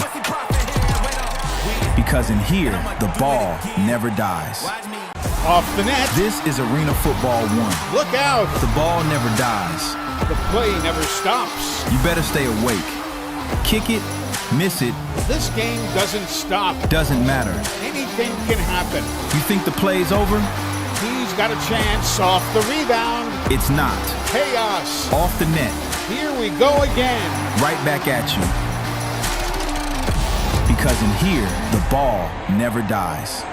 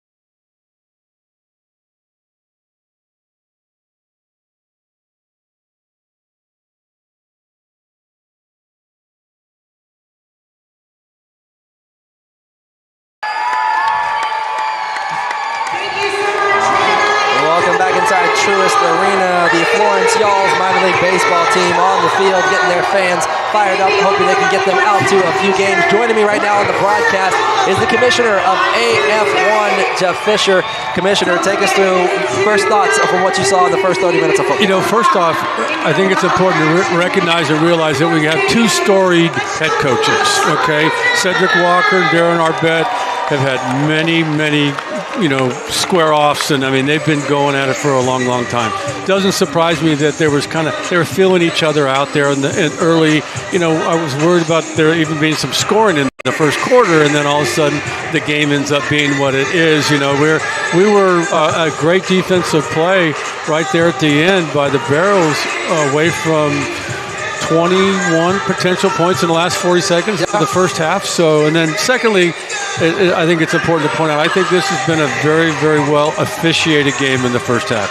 These guys, got to visit with them beforehand. A lot of guys out of the OVC, a lot of the guys, Doug Mercer's an outstanding, white hat referee, and I think they're doing a really good job as well. So got a lot of football left. It's going to be fun. Yes, second half coming up in about 11 and a half minutes. Let's talk about the league as a whole. Albany on fire. That was expected. The Cats, Barrels, could call it a little bit of a surprise as an inaugural team, but what's the health of the league like so far? It's really good. I mean, we had some new clubs come in, and so there, you got to iron out some things, early on.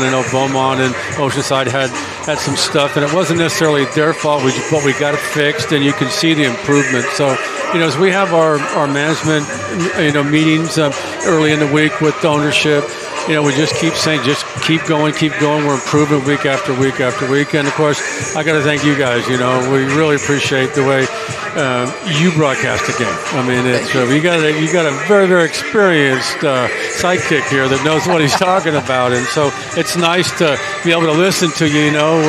Because I'm still, like we talked, before the game, I'm still looking down there going, wait a minute, you guys are missing 3 guys on the field. Yeah. So back out there. I'm still learning.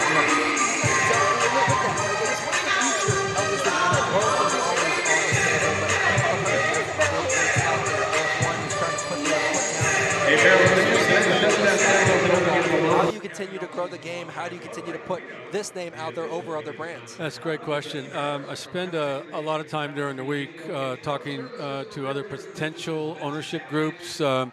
We had some that we could have possibly brought in 26. They're definitely going to be coming in 27. So there's a lot of interest, and it's nice when some of these clubs are reaching out to us to try to figure out what 27 looks like. So in this world, the leagues that have survived, they have that sense of proximity. Because travel can kill you, and so we're looking at that really hard. And so I would be very surprised if we didn't have an additional number of teams join us for 27. Okay, yeah, we will get excited about potential announcements coming in the years ahead. And for you to take the position you have as commissioner, what do you want to see out of the league? People always talk about direction, brand, culture. What do you want to see out of 2026 in these teams going I want to see the relationship between the players, the officials, and the fans. And more importantly, the kids, the young kids. I mean, that's what this thing is all about. That's what struck my heart when I got into it. And I was just kind of an outsider and then kind of observing in things. And, spending a lot of time in Nashville, the Cats are a storied organization. And, they go way, way back. And, I had a quarterback on the other side in one of those big games for me that got a start in the indoor football league, and so there's a tradition there. So we want to bring that tradition back, and we want to expand it because the intimacy between the fan, the kids, and the players should be special. Okay, and with that, I know you're not coaching anymore, but have you ever had those conversations about you should do this, think about that? Do you ever put that coaching hat on just a little bit for the coaches? No, not with Coach Arbet. No, this is his baby. Yeah. Okay, I'd say he's probably 10 wins away from being the all-time winningest in indoor football. So he knows what he's doing, and the kids love him, the players love him. I mean, and he's always got good coaches that are teachers, and he's always got a plan, and he's got that game face on come closer to the end of the week before the game starts. So he's right in the middle of it right now, and we'll see how this goes. But Cedric, on the other hand, Cedric's the same thing. Cedric knows exactly what he's doing, and the two of them have squared off many times, like I said earlier. Okay, I am going to ask you, though, if you were coaching, you see the score, you saw the games, give me, what would you be saying to the Barrels players? What would you be saying to the Cats players right now as the locker room speech? There's been a few penalties, but they're going to happen. Try to avoid the penalties, make the plays, and when the ball's in the air, go get it. And then the most important thing you say before you leave is that, oh, by the way, you big guys, protect your quarterback. Yes, especially Kolka. He's been on the ground a few times, gotten up slowly. Commissioner of AF1, Jeff Fisher, thank you so much for taking a few minutes with us. We do appreciate that.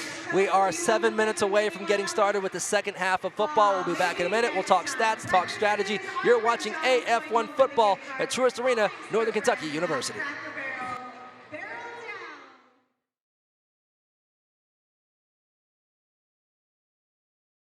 Here we go again. That's going to leave a mark. This is Arena Football 1. This is what AF1 is all about. The ball never dies. He flipped over the wall and hung on. The wall is waiting. This is Arena Football 1. No sideline. He got lit up by the wall. That's going to leave a mark. No way out. A hit like that only happens in Arena Football 1. Because in here, the ball never dies. This is Arena Football 1. Unbelievable! The ball never dies. This is Arena Football 1. 8 men. Hey, you're going to remember that one. Nowhere to run. Only in AF1. Hockey speed. Another one. Football violence. Unbelievable! Small field. Welcome to the wall. Big collisions. This is what AF1 is all about. Don't blink. because in here, the ball never dies.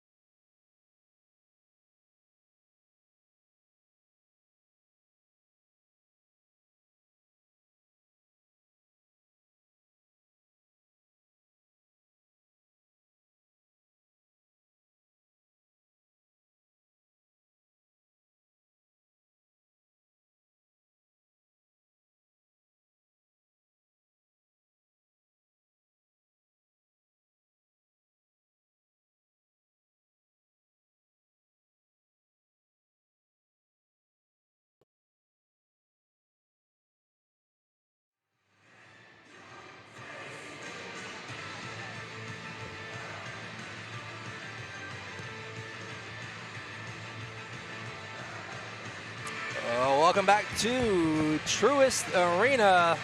We got the Barrels mascot. It's a fantastic mascot. I saw the mock-up preseason, and I was like, it's going to be great when you see it in person, and there it is, dancing in front of us. Steve, it was one of the first things I saw, and I thought, this is an amazing take on the mascot, doing an amazing job up here, getting the fans excited. I mean, this has been a great first half of football, and another great second half coming up. You know, you never thought you'd be sitting behind a dancing barrel, but here you go. But here we are. First time for everything. So, looking at some of the first half highlights, this is Kolka. He's been under pressure for a good portion of this game. Hit after hit after hit. And these stack up after a while because you're going to start thinking about, here comes the rush, and your eyes start to come down. Yeah, you know, and physically, you don't feel much of it during the game. There's so much adrenaline. You're so excited to be out there playing the sport that you love and competing at a high level. But like you said, these stack up not only physically, where he's going to feel it later, but mentally. Yes. That's going to be the toughest part for him, is to be able to continue to keep his eyes downfield, because there's a lot going on in the secondary. So he's got to keep his eyes downfield and pray and hope that his offensive line continues to hold up. Looking at some of the first half stats on your screen right now, total yards, Nashville leading the way on that 173 to 115. Passing yards doing most of that damage. The Barrels really haven't gotten much going. They've had 2 turnovers on downs. And the big thing that I'm looking at right now is the penalties. 7 penalties for 45 yards for the Cats, 7 penalties for 30 yards for the Kentucky Barrels. We're going to take another break. When we come back, we have second half action here in AF1. Arena Football 1. Walls, speed, impact. This game doesn't slow down. It closes in. 8 men, nowhere to run. Hockey speed, football violence. Don't blink, because in here, the ball never dies. Watch Arena Football 1 live all weekend long. This is Arena Football 1. Welcome to the fastest game on turf. The ball never dies. This is what AF1 is all about. You want soft? Let's go! Wrong building. Hits like that only happen in Arena Football 1. Walls. There's no escape on this field. Speed. To the house. Impact. This is why you tune in. This game doesn't slow down. It closes in. Because in here, the ball never dies. Welcome to the fastest game on turf. The scoreboard doesn't rest. This is Arena Football 1. New cities. A hit like that only happens in Arena Football 1. New chaos. This is why you tune in. New rivalries. Unbelievable. The scoreboard is on tilt. This is what AF1 is all about. Don't blink. Because in here, the ball never dies.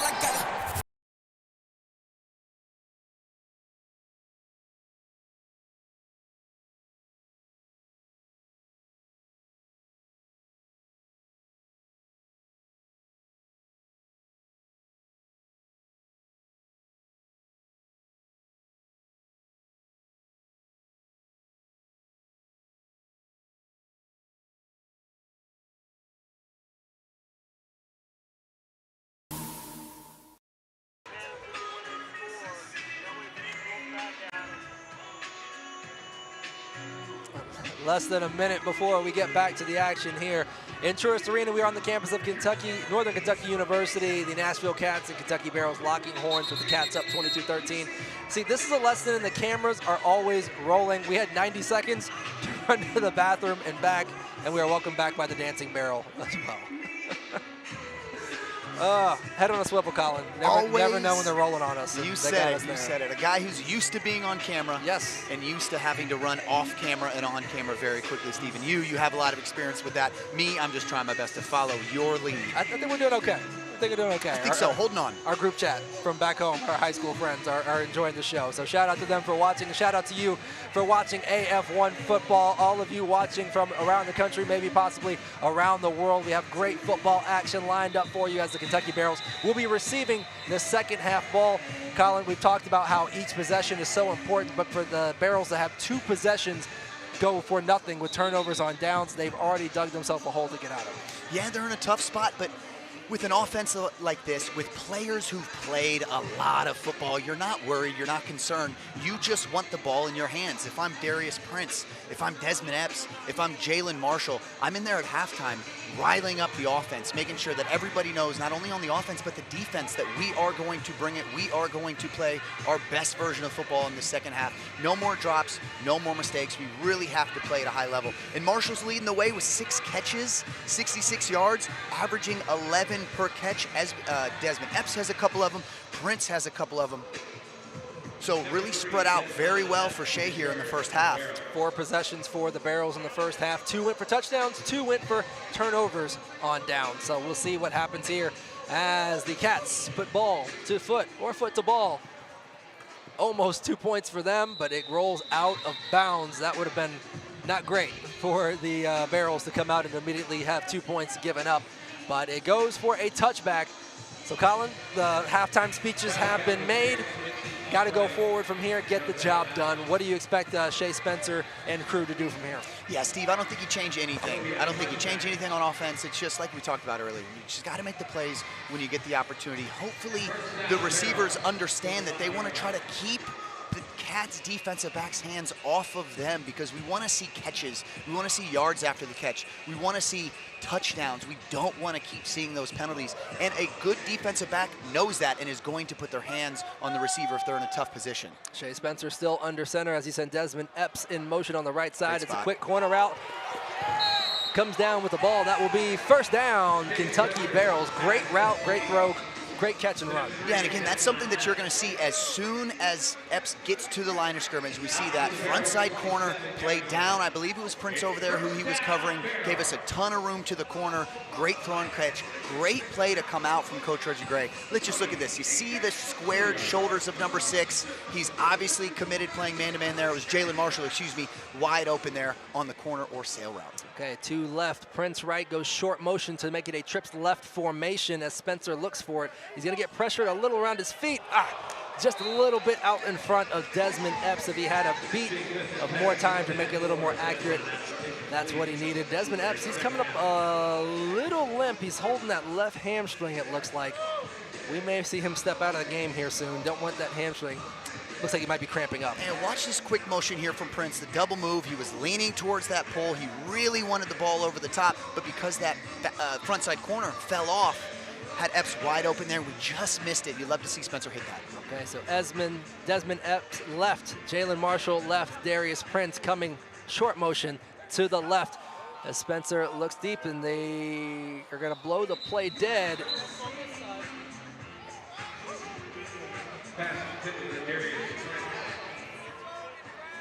Referees discussing the flag as they try to sort it all out. Here is the call.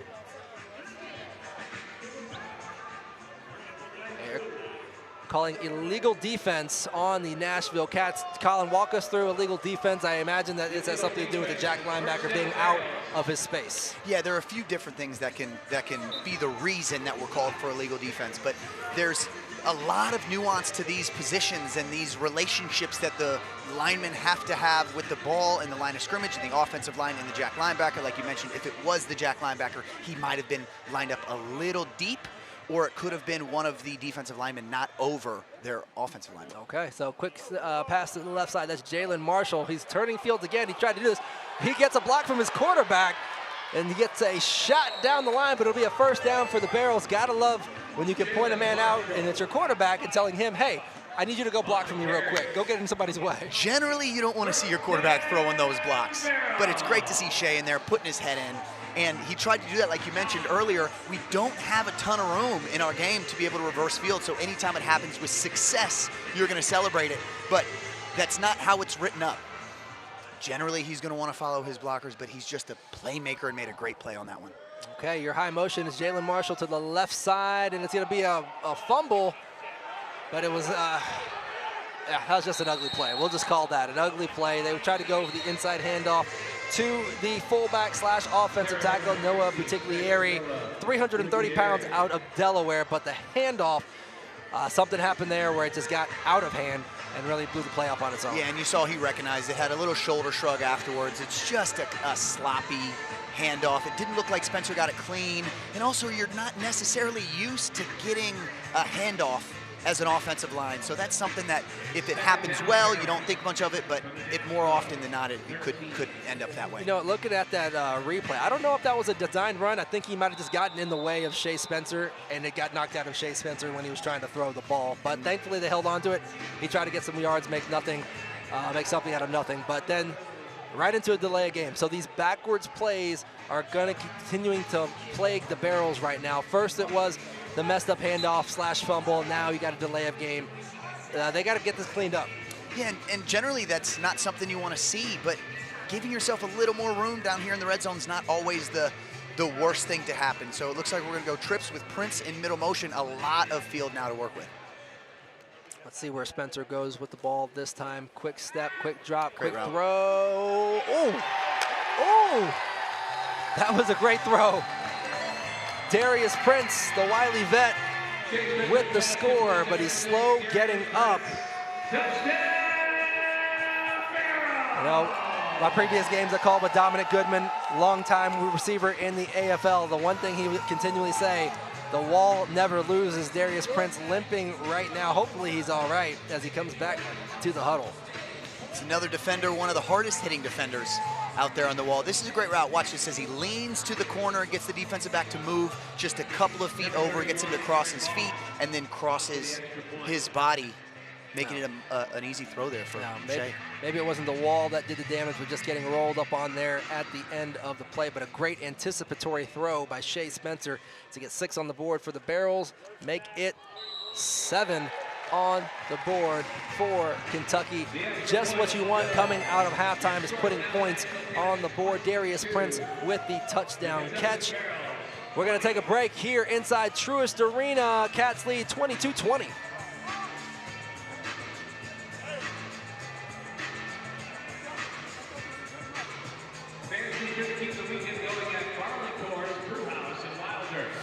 The moment it happens. Touchdown, Oregon Lightning. The hits, the highlights, the news that shakes the league. It's already here. This isn't yesterday's story. This is right now. The AF1.com is your inside line to everything Arena Football 1. The AF1.com. Don't hear about it later. He's already flying. This is Arena Football 1. Full speed at the snap. The ball never dies. Man, you can't defend that speed. He's already at full speed before the snap. Blink and you miss him.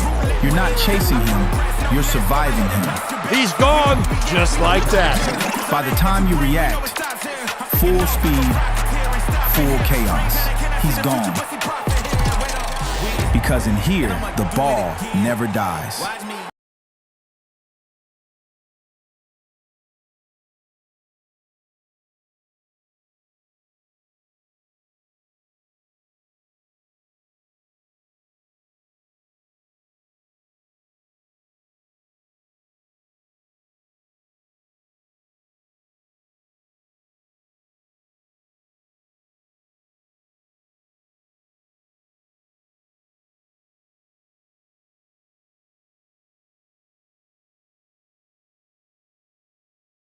Covenant Healthcare helps you stay one step ahead.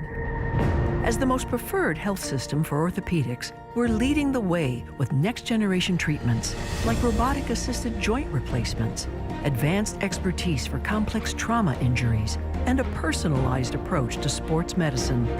With the largest orthopedic team, we're with you every step of the way. Choose extraordinary. Choose Covenant Healthcare.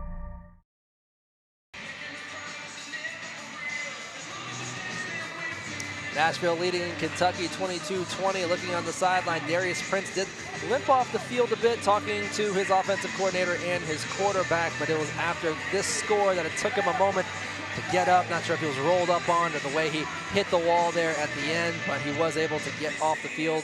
And he was on the field for the extra point before getting off, so hopefully we see him back in action because he's a big part of this offense. Yeah, and Steve, you mentioned it. It did look like that back leg flipped up and kicked the wall. In the outdoor game, you just roll out of bounds. There's nothing there. But that wall and having his ankle nice and loose like that, I could see how that would be something that would bother him after contact there. Aaron Baum with the kick. It is taken, and he has room on the left side. Oh. So the Barrels finally corral him. That was quite the move there on the kick return, but he had room on the left side of the field, but Barrels were able to corral him. That was Coleman the third, Amos Coleman the third, the defensive back, number 3. So, looked like there was a mistake by the contain running down on kickoff there. Number 9, Flanagan, who's used to playing Jack, we talked about him. Did some really good things as receiver, did some really good things as Jack linebacker, but ran down there a little too fast, didn't hold contain, and then we saw a massive gap open up for the returner to be able to hit. You'd like to see somebody in that contained position hold his spot a little longer to try to redirect the kick returner. Kolka sends his man in motion, steps back, looks in. It's a quick hitter to the left side. Finally brought down by Shiloh Flanagan, the Jack linebacker on Honeycutt. These guys are, you can almost feel the tension coming off the field right now. Each of these teams knows that this is one of those bookmark games, those landmark games that kind of sets the tone for the rest of the season. Yeah, and a lot of people were looking at this game, Stephen, before the game as the game of the week. You have two of the Titans, two really good and talented teams, and we're seeing it all showcased out here today. Kolka looks to the right side, got a good pass, picks up 5 yards. Jack linebacker Shiloh Flanagan, he was just a step away from knocking it down, that big long frame moving to the left side, but the Jack linebacker, you're so enclosed from what you can go do. He probably wanted to get out there sooner, but he has to wait a certain amount of time before he can go out there. Yeah, and that's a great read by Kolka too, and that's a veteran throw because he had the quick out, but in the direction of the quick out, the Jack was running, so he had to hit it before the Jack got there, and he also had to read the front side corner at the same time. There was a lot going on in a really short amount of time. Really good ball and really good delivery by Kolka there. Cats leading 22-20, high motion coming left to trips left. Kolka looks downfield for the ball. Easy catch there in the end zone. That's Malik Honeycutt with a score. Another 6 for the Cats. And Kolka's got it all. We've seen him throw soft balls. We've seen him throw deep balls. We've seen him throw it short. We've seen him throw it medium. That was an absolute professional football throw right there. So you'll see the short motion. So he's got the entire boundary to work with. Just one step takes him over. Pretty easy throw and catch there. Not a lot you can do there on a well-run, well-designed play. Kaplan on to kick for the Cats. It is good, so add another 7 for the Cats to the board. That makes it 29-20 in favor of the visiting team. We're taking a break. You're watching Arena Football 1. Another look at that touchdown grab by Maxwell Honeycutt.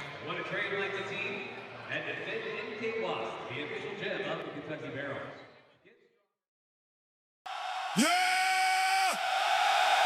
You feel that? You feel it! It's that AF1! You feel it! What? Run for the city! Run! Rep your colors! Side by side! When the lights come on, we go high! AF1! The ball never dies!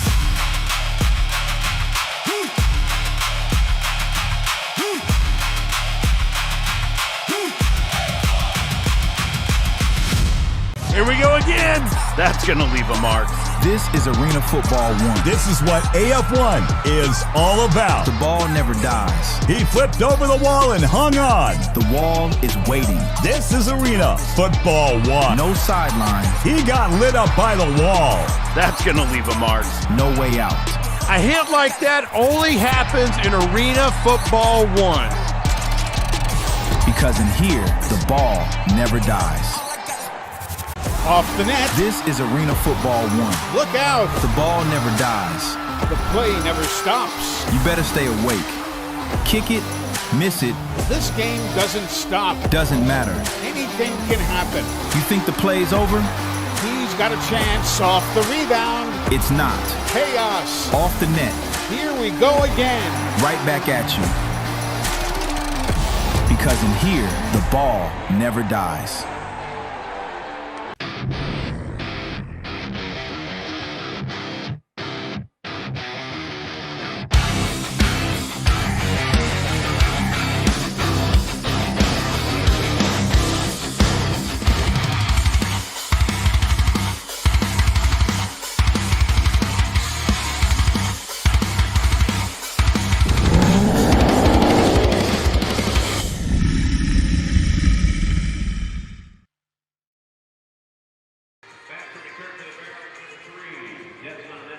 (29-20) Nashville leading. Nashville kicking off to the Barrels momentarily. 2 touchdowns out of the half, one by each squad. So we are in for hopefully what will be a very good finish the way these two teams are playing.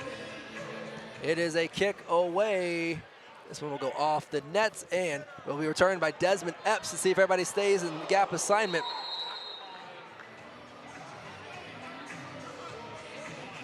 A big collision down there. Alexander for the Cats, slow to get up. Omari Alexander, he's 5'10", out of Western Kentucky, but is able to get up and make his way on the field. He's staying in the game, so here's a look at the return again. The crowd reacted pretty well to that one. They like to see that big hit there. Good shot. Yep. So he went in there, led with his shoulder, but looks like they each took a good bit of that contact, but that's football for you. That's football, you said it. So Barrels coming out, hoping to get more points on the board. They've seen 2 of their drives go for nothing. They're trying to put an end to that and keep this going once again. Darius Prince will be your short motion to the left side as Spencer looks back. This is to be a bubble screen, or it would be a tunnel screen coming to the inside, but it was low to Jalen Marshall's feet.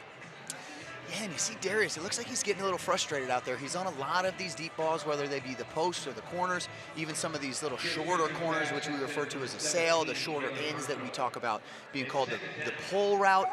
Darius wants to get the ball, and it looks like Shea might be getting it out just a little quick, whether that be from pressure from the defensive line or whatever it is. It looks like Prince is wanting to get the football in his hands, as you do as a high-level competitor.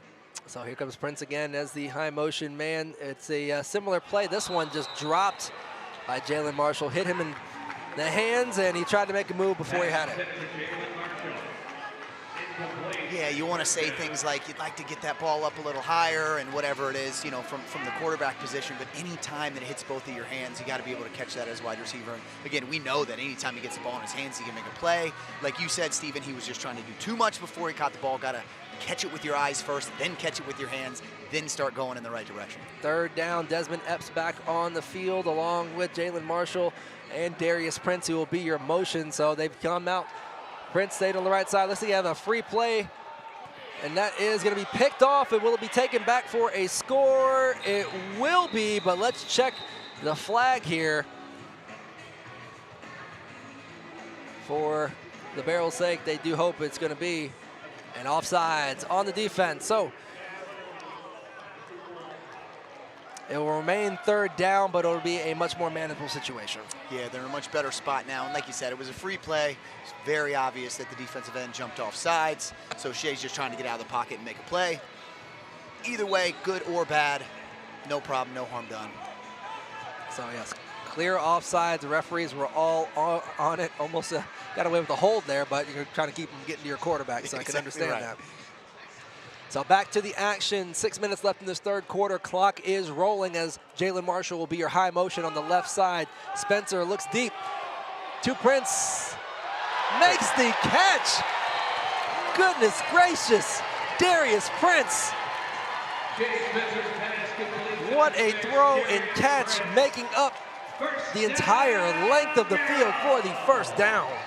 Yeah, and like you said, great catch from Prince, great throw. But the idea going into this is a snap early, so you're going to see Marshall's not even going to be close to the line of scrimmage when this ball is snapped. The idea is to get a good read from the defensive backs to see where they're at, hoping to catch that backside corner off guard just a little bit to give Prince a little bit of a heads up to be able to run up the sideline. They did that and executed perfectly. So Prince, high motion left, but they're going to go with the fullback dive up front. Still fighting, still going. They finally blow the whistle, trying to catch the Cats defense. Hopefully napping, but they were all over that, had that read from the beginning. Yeah, really good job by the defensive line there. Just creating chaos in the middle. And again, it looked like might have been a little issue with the handoff. You know, always tough when you're giving it to a guy who's not used to carrying the football. But now we're down to the, what looks like 1.5 yard line. Probably have a couple more of these runs, if not something quick to the outside with this bunch setup as they start. 4:45 left in this quarter, and it's a toss to Noah Bertiglieri. He is in for 6. Celebrate a big man touchdown. And you just wear them down, wear them down. Like we said earlier, I'm not throwing my hand up to volunteer to take him down, and not many people are. So if you give him enough opportunities, things like that are gonna happen. So here's a replay. It's just off the left side, a little toss play, and following his blockers to end up in the end zone. Not a whole lot the Cats could do there to keep him out. Fantastic rushing touchdown by the offensive lineman slash fullback. Here comes the kick. Up and no good. Not what you want to see. 29-26, Cats still on top. We're taking a break here. We got 4 minutes and 20 seconds left in the third quarter. This is Arena Football 1.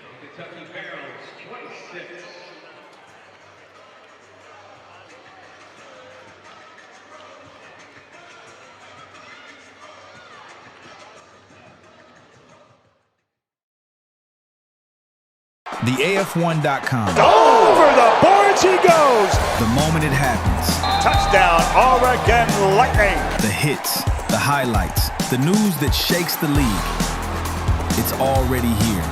This isn't yesterday's story. This is right now. The AF1.com is your inside line to everything Arena Football 1. The AF1.com. Don't hear about it later. He's already flying. This is Arena Football 1. Full speed at the snap. The ball never dies. Man, you can't defend that speed. He's already at full speed before the snap. Blink and you miss him. You're not chasing him, you're surviving him. He's gone just like that. By the time you react, full speed, full chaos. He's gone. Because in here, the ball never dies. Clarksville don't whisper. Clarksville roars. Because in here, The ball never dies.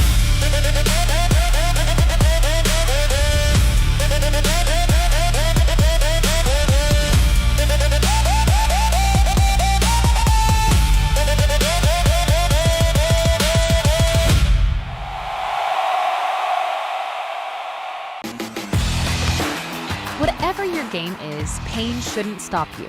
At Beacon Orthopedics and Sports Medicine, we're here to help you move forward.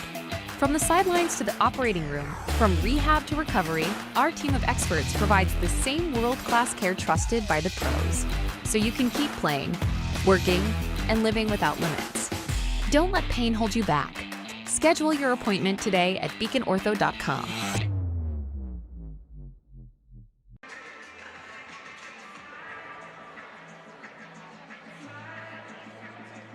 Back to the action here, AF1 Truist Arena. We're on the campus of Northern Kentucky University, Highland Heights, Kentucky. We are just south of the city of Cincinnati, just across the Ohio River.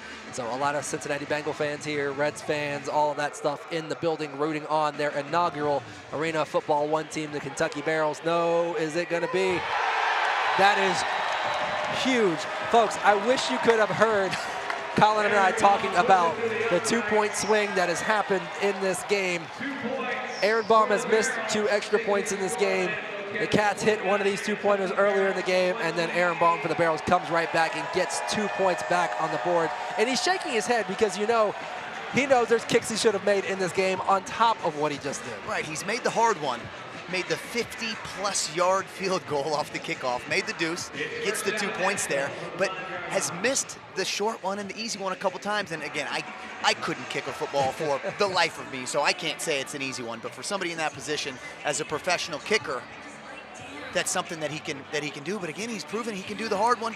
He can kick it from deep. Just got to start stacking those extra points. That is his second one on the season. He did it in their 80-point performance 2 weeks ago. Cats now with the ball, hoping to get some points back, and he wants it all. Is it going to stay in bounds? It is incomplete. Really good job by the defensive line there because he had his middle motion right over the nose guard, right in the middle of the field, wide open, but Kolka had to scramble. So he went from an easy 5 to 10 yard gain to having to scramble and ultimately not getting any yards out of that. So there goes Kolka looking downfield and takes another shot from the linebacker. That's Seosi Finau, letting the quarterback know that he's going to come and hit him again if he gets the chance later on. Second down. And we had talked about the linebacker position. 21 there is playing the MAC linebacker, so he can rush the quarterback. The Jack is the one who cannot. So quick hitter to the outside. That is the veteran Joe Powell coming in for the stop. It is third down and about 2 yards or so. So a nice little play for the Cats to get back on schedule. Yeah, and Joe's been quiet a lot of this game.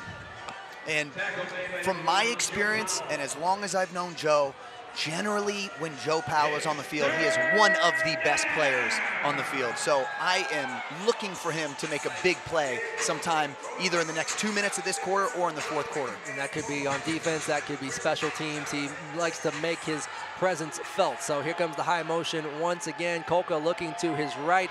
It's a hitch route and the missed first tackle. It looks like we're going to have an injury in the backfield. The offensive lineman getting up kind of slow, holding that right leg. That is number 66 for the Nashville Cats, Peyton Mulho. He had the passing incomplete just before half. It went incomplete. The ball was thrown to him as he went eligible. But we're going to get the trainers on the field to take a look at him. But we're going to stay here on the broadcast. Colin, let's talk about Ironman football. Arena football used to be a situation where you had guys dedicated to playing both ways. The expanded roster is a little more specialized now, but depth is not something you have in this game. Yeah, and a lot of times when you are watching football games and there's a blowout or there's an injury, you're going to get a guy who's been on the sideline who can come in, who's fresh to be able to play that position. Our game's a little different. The rosters are capped, and so what we've always said for years is the more you can do in this game, the more opportunities you're going to have. So most teams bring either, let's talk about the receiver and defensive back positions, you'll bring 4 defensive backs, you'll bring 3 receivers. So if one defensive back gets hurt, you're down to 3 and 3. If 2 defensive backs get hurt, you're going to have to bring a receiver over. So the same thing happens if you bring 4 receivers and 3 defensive backs and a defensive back goes down, you're going to have to bring one of those wide receivers over to play defensive back. So a lot of these guys you see out here can play multiple positions. We were just talking about Joe Powell, who's right here, right in front of us, now is playing the front side corner. This guy can play receiver, this guy can play defensive back, this guy can play linebacker. A lot of the players in this league have that talent. So you'll see different shapes and different sizes of players because they have to be more dynamic. They're not just stuck to one position. A lot of them can play more positions. Yep. So if you're looking for your next Barrels game, they host the Beaumont Renegades here in a couple of weeks. But back to the action now. Pull hole off the field, but that looks like Tyler Kolka. Look out. That ball went incomplete. It was caught by a Barrels player on the sideline and tossed back into play very quickly. So a lot's happening in front of us. 1:30 left here in this third quarter. Cats holding on to that 1-point lead. You have to imagine that the Barrels will take advantage of. Oh, well, look, as I say it, Mulhall comes back on the field. But still, you have to expect the Barrels want to test that leg of Mulhall off the right side. So watch out for number 8, Sidney Houston Jr., the 280-pound defensive lineman out of Ball State, to test the left tackle of the Cats as he's back on the field now. Ball up, ball caught, ball into the boards. That is going to be a first down. They giving it to him? Yes, first down for the Nashville Cats. And Stephen, Colcom makes that throw look easy, but that is a difficult one to throw. When you've got your motion going to the boundary, you don't have a ton of space to run and out. So what's going to happen is when he's in his motion, the defensive back is going to sit. You see him sitting there a little further inside because he's expecting an inward breaking route because he's got all of that space. So you have a very small window to be able to throw to the out. That is a veteran throw there from 17 to put it right on him on the sideline. Great job by him. Next play, quick to the right side, hands up. If you can't get to the QB, get your hands in the air, and that's exactly what Sidney Houston did there. So Cedric Walker, he is upset with his defensive back, Charles Bradley, in his face. He was not where he needed to be or recognized the wrong situation, and he's letting him know that he needs to be where he needs to be to make this play work.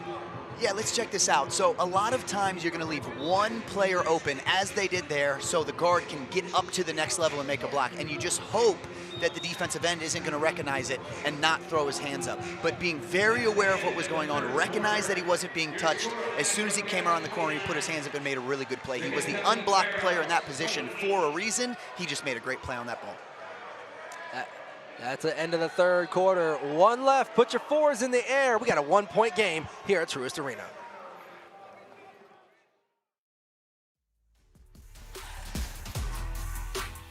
Here we go again. That's going to leave a mark. This is Arena Football 1. This is what AF1 is all about. The ball never dies. He flipped over the wall and hung on. The wall is waiting. This is Arena Football 1. No sideline. He got lit up by the wall. That's going to leave a mark. No way out. A hit like that only happens in Arena Football 1. Because in here, the ball never dies. This is Arena Football 1. Welcome to the fastest game on turf. The ball never dies. This is what AF1 is all about. You want soft? Let's go! Wrong building. Hits like that only happen in Arena Football 1. Walls. There's no escape on this field. Speed. To the house. Impact. This is why you tune in. This game doesn't slow down. It closes in. Because in here, the ball never dies. This is Arena Football 1. Unbelievable! The ball never dies. This is Arena Football 1. 8 men. Hey, you're going to remember that one. Nowhere to run. Only in AF1. Hockey speed. Another one. Football violence. Unbelievable! Small field. Welcome to the wall. Big collisions. This is what AF1 is all about. Don't blink. Because in here, the ball never dies. Clarksville wasn't built quiet, now built loud, built proud, built fire. Built on boots, hit ground, no tire. Built on hearts that don't back down, go higher. No permission, we don't ask that. Kick the door, yeah, we crash that. 48 inches wall, where you at? Running too wide, yeah, you need that. Yeah, no sidelines, ain't no safety. No soft land is gonna save me. You don't watch, nah, you feel me. Whole crowd standing, energy crazy. Show up early, stay late, feel the ground shake. No breaks, hear the sound, that's us. That's us, that's us.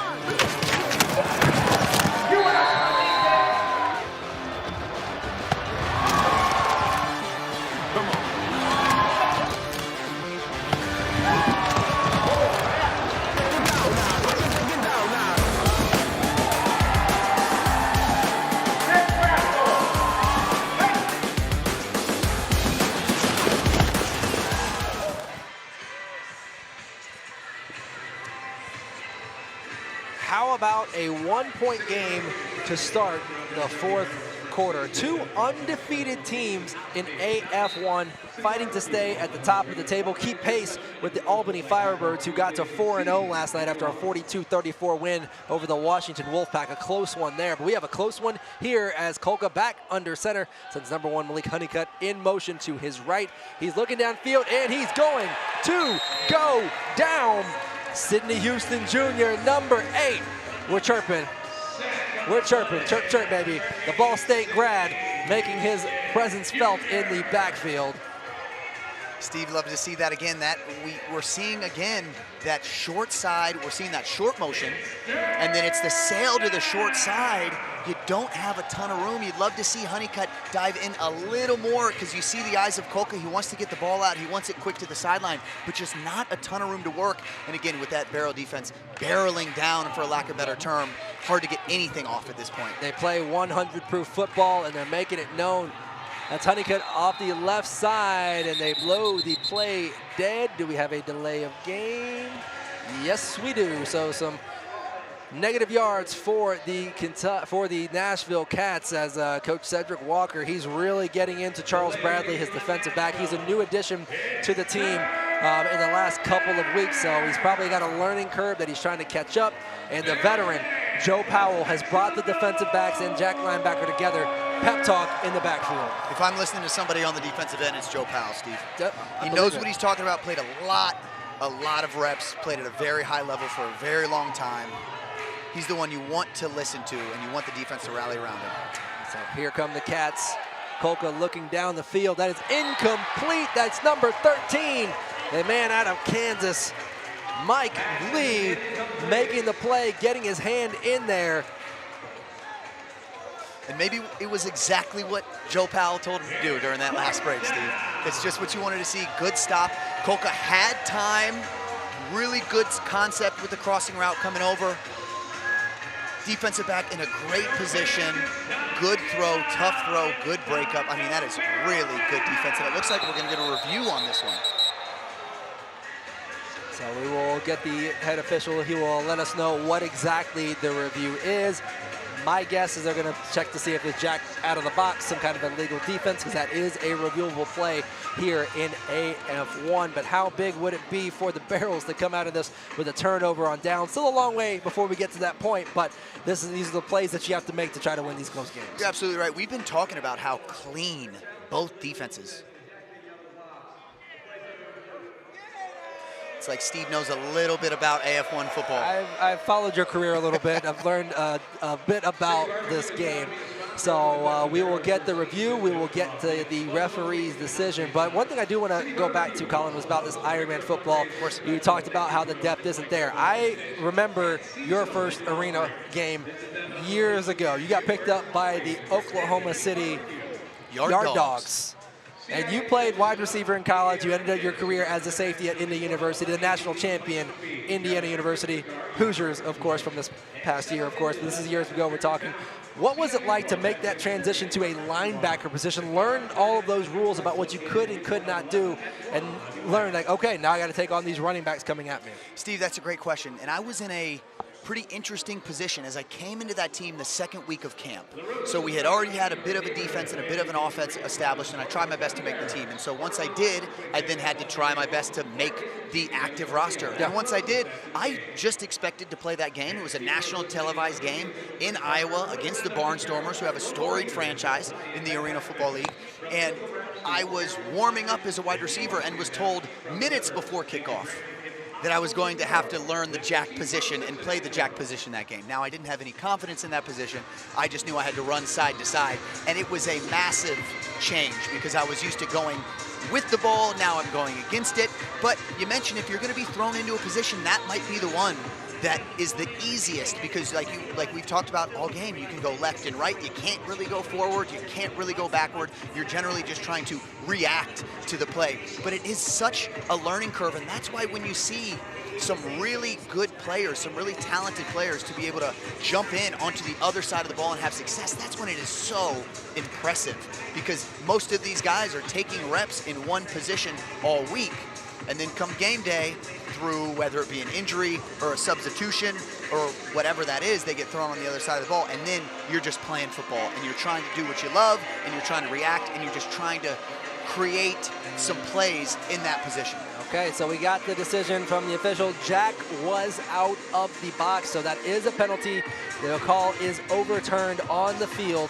That is an automatic first down for the Nashville Cats. So the hole that the Barrels were trying to get him into, taken right out of it. Yep, and for anybody who doesn't necessarily understand what that is, he cannot, as a jack position, cross any deeper than 5 yards. There he's on the 20. It looks like that's probably where his heels needed to be. He was past the 20 before the ball left Kolka's hands. So close. That's where that penalty came from. It was so close, but close is only counts in horseshoes and hand grenades. That's how the saying goes. I believe that's correct. But apparently now in Arena Football 1. So back to the action. First down for the Nashville Cats. As number 11, BK Smith, will be your high motion off the left side. It's going to be a quick, ball is loose, ball is loose, ball is loose. Who gets it? We'll wait for the official signal, but there's a lot of Barrels in there, and it is a Barrels football.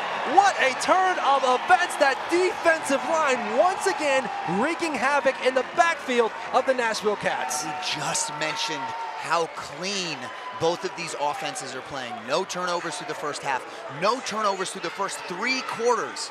And then the defense stepped up when they needed to. It looked like Kolka never really had his hand on that ball. Let's see what happens when it comes to the replay after he sends his guy in motion. Oh my, Sidney lot Houston, of action. Oh, came through untouched, and he got his hands in the air, and he just made a mess of that backfield. Then it was the Joe Goldens, then it was the Zeke Roses, all of them in there trying to get on top of it, and this is going to be a big change of momentum in favor of the Barrels as Shea Spencer sends Darius Prince in motion off the right side. He has trips now. One step, gets rid of the ball. Is that going to be it? No, incomplete pass, but what?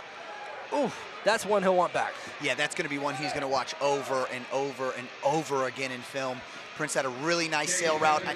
I'm a huge fan of the sail route. I basically made a career, Stephen, for 10 years running that route, and it takes timing from the quarterback, timing from the receiver, and you wonder if it's a thing. Maybe they haven't gotten the opportunity to take a ton of reps, but he just threw it out a little past what Prince was able to grab. You'd love to have that one back.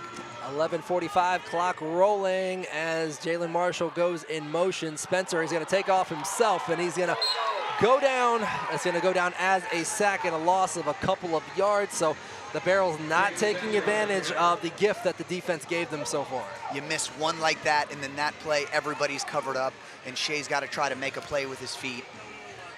We're going to go back to that play.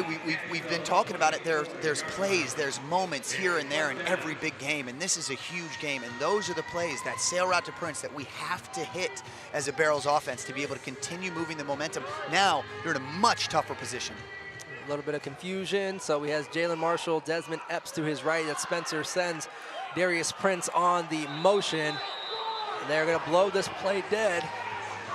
And they have a delay of game. So first it was the drop pass, misthrow. We'll call it a misthrow on the sail route.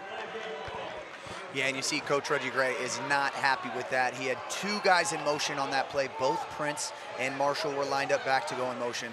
Then once Marshall got onto the line of scrimmage, there was about 3 seconds left on the play clock for him to be able to go through his full motion and get the snap off, and it just did not happen in time.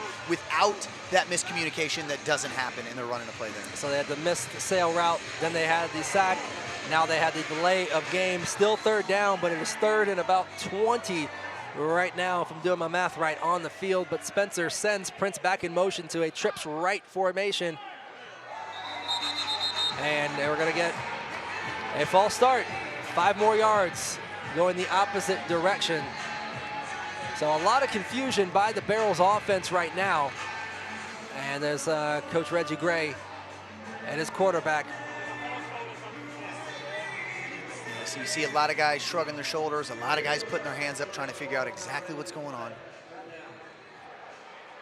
So no penalty on the play, a bit of a break for the Barrels as they went backwards enough that time. They didn't have to give up another 5 yards. So hopefully they can turn this around, because all we've been doing right now is seeing them go backwards for the past couple of minutes as the clock continues to roll, up on 10 minutes here momentarily.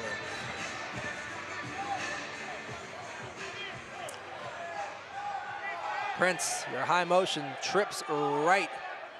3rd and long for the Barrels. Spencer has a lot of room at his feet. Looks downfield. He has Jalen Marshall, who's going to come across the field, almost gets all of it back. Is he going to get the first down? Yes, he does. That is a Barrels first down. That is a big time play. They wanted to go with the middle motion. Darius Prince on the double move. He was covered very well. Shea got out of the pocket with a little bit of pressure. See, we're looking at our middleman there. Prince throwing his hands up. Marshall just finding the open spot, letting himself known. And sometimes it's all about finding a soft spot in the defense as they go trips left this time. It's a quick bubble screen to the outside to Jalen Marshall, getting up the field. He's going to come down about the 5-yard line, but the clock keeps rolling. You could say it's the Barrels' friend at the moment, maybe not, and we have a lot of time left, but the way these possessions have gone, possessions are at a premium and scoring on each possession. You're absolutely right, and you don't want to get in a position where you're scrambling and you're getting out there late and trying to figure it out, because this is too crucial of a moment in the game. So you like to see them get to the line, 10 seconds, plenty of time to be able to see the defense now in shotgun, which we haven't seen a ton. Desmond, there's that RPO they ran earlier, but they're throwing off of it. Oh, they wanted to go to that tackle eligible. That was 56, Terrence Ames Jr., 315-pound offensive lineman out of Virginia Lynchburg. He was out there, the pass needed just a little more touch. And it looked like Shea wanted to get him on an out route, but when you see the end zone like that from a big guy, you're just trying to get to it. So that's not a play that they rep once or twice or 3 times in practice. They have ran that a ton in practice, and it was there. It's a bummer to not see that connection. Here comes the pass this time, and it really went nowhere.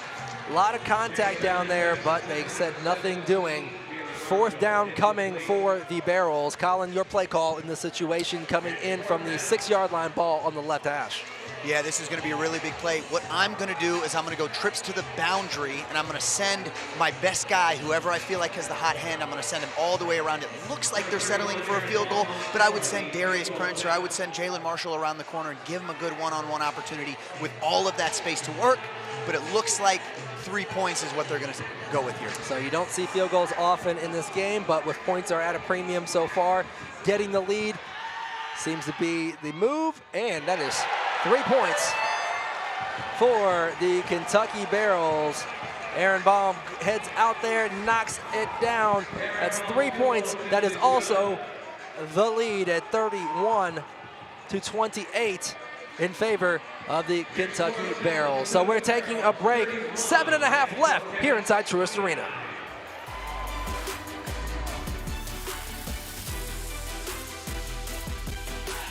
You want soft? Over the boards he goes. Wrong building. It is a touchdown. This is Arena Football 1. Walls, speed, impact. This game doesn't slow down. Touchdown, Wolfpack! It closes in. 8 men, nowhere to run. Hockey speed, football violence. Don't blink, because in here, the ball never dies. Watch Arena Football 1 live all weekend long. This is Arena Football 1. Welcome to the fastest game on turf. The ball never dies. This is what AF1 is all about. You want soft? Let's go! Wrong building. Hits like that only happen in Arena Football 1. Walls. There's no escape on this field. Speed. To the house. Impact. This is why you tune in. This game doesn't slow down. It closes in. Because in here, the ball never dies. Off the net. This is Arena Football 1. Look out. The ball never dies. The play never stops. You better stay awake. Kick it, miss it.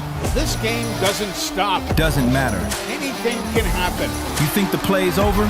He's got a chance off the rebound. It's not. Chaos. Off the net.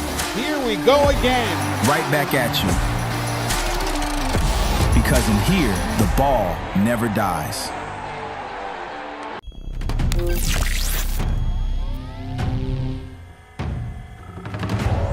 Lateral G-force dampeners engaged.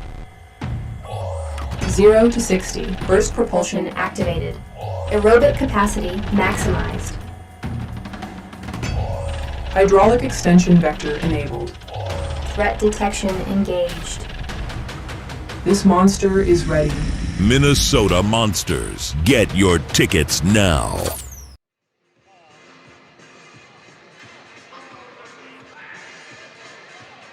Welcome back inside Truist Arena. The Barrels with a 31-29 lead. They were able to force a fumble by the Nashville Cats, turn that into 3 points, which they were able to turn into a lead right now. So 7.5 left in this game. This has been a fantastic Arena Football 1 game so far. If you are new to this game, new to the indoor style with 8-on-8, with a lot of scoring, with people playing both ways, you have come to the right place, as this is two undefeated teams hoping to stay at the top of the standings in this league and keep pace with those reigning champion Albany Firebirds. So here comes the kick. If it goes through those uprights, it's 2 points, but this one's going to come up short and is returnable. Ooh, we are hitting. Now it's Mike Epps staying down there with a hit stick. Love to see that. So we do have a flag on the play. Let's see what they say. So that will be on the Nashville Cats. That will cost them some yards, moving them backwards with the illegal block in the back. We're going to take a break inside Truist Arena. 7:20 left on the clock. Folks, stick with us. This is going to be a fun ending with Arena Football 1.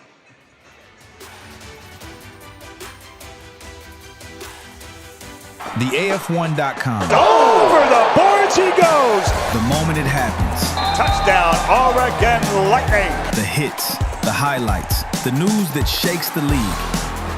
It's already here. This isn't yesterday's story. This is right now. The AF1.com is your inside line to everything Arena Football 1. The AF1.com. Don't hear about it later. Welcome to the fastest game on turf. The scoreboard doesn't rest. This is Arena Football 1. New cities. A hit like that only happens in Arena Football 1. New chaos. This is why you tune in. New rivalries.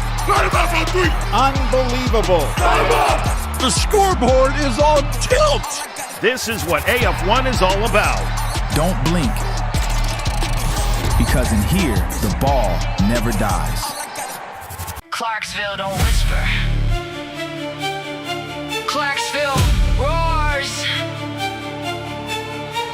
Because in here, The ball never dies.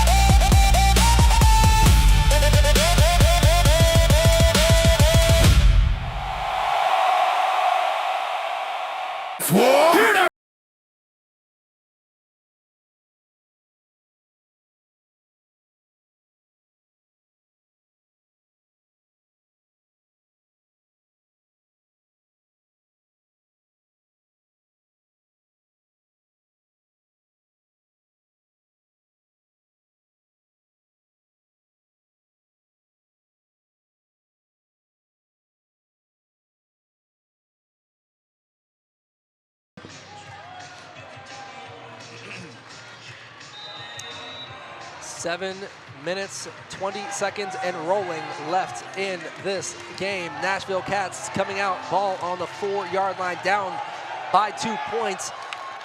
This is to keep pace with the Albany Firebirds, remain undefeated as they send number 1 in motion, and they're going to blow the play dead. So they're going to get offsides on the Kentucky Barrels. Yep, that's a free 5 yards for the Nashville Cats. Not what you want coming out of a timeout. I'm sure something Coach Cedric Walker will talk at length about next week in film sessions. Can't shoot yourself in the foot as the penalties start to stack up against the Barrels. And that's Joe Golden coming off the edge. He's made a ton of plays this game, so you know he's feeling confident, and timing up that snap was just a little early.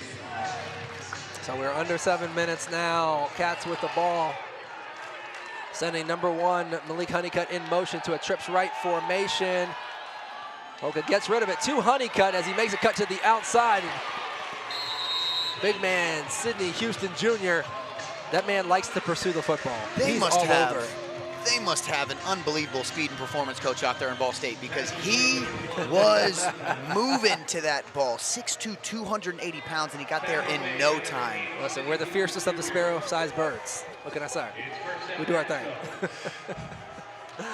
All right, back to it. 6 minutes now on the clock. BK Smith comes short motion. They do a double motion with Honeycutt coming back to the left side. Kolka looks for it. He lofts it wide. Oh no!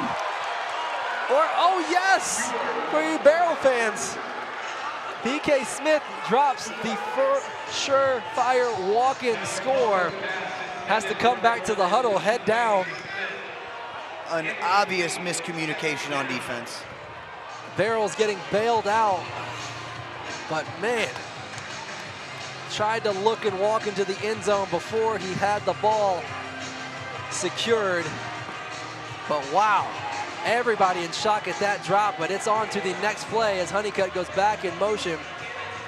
I wouldn't be shocked to see Kolka go back to Smith one more time. Ball goes to the left. They did not call him down there. So Colin, take us through that. He was into the boards twice, but I guess that's just referee discretion as far as if you blow the play dead.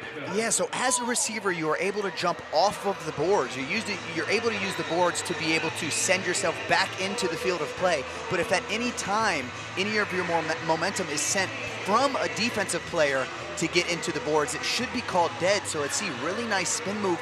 It looks like that would be reviewable because there was a hand on the receiver's body when he was on the sideline, but a really good job by the receiver continuing to play, continuing to work hard, continuing to eat up some of those yards.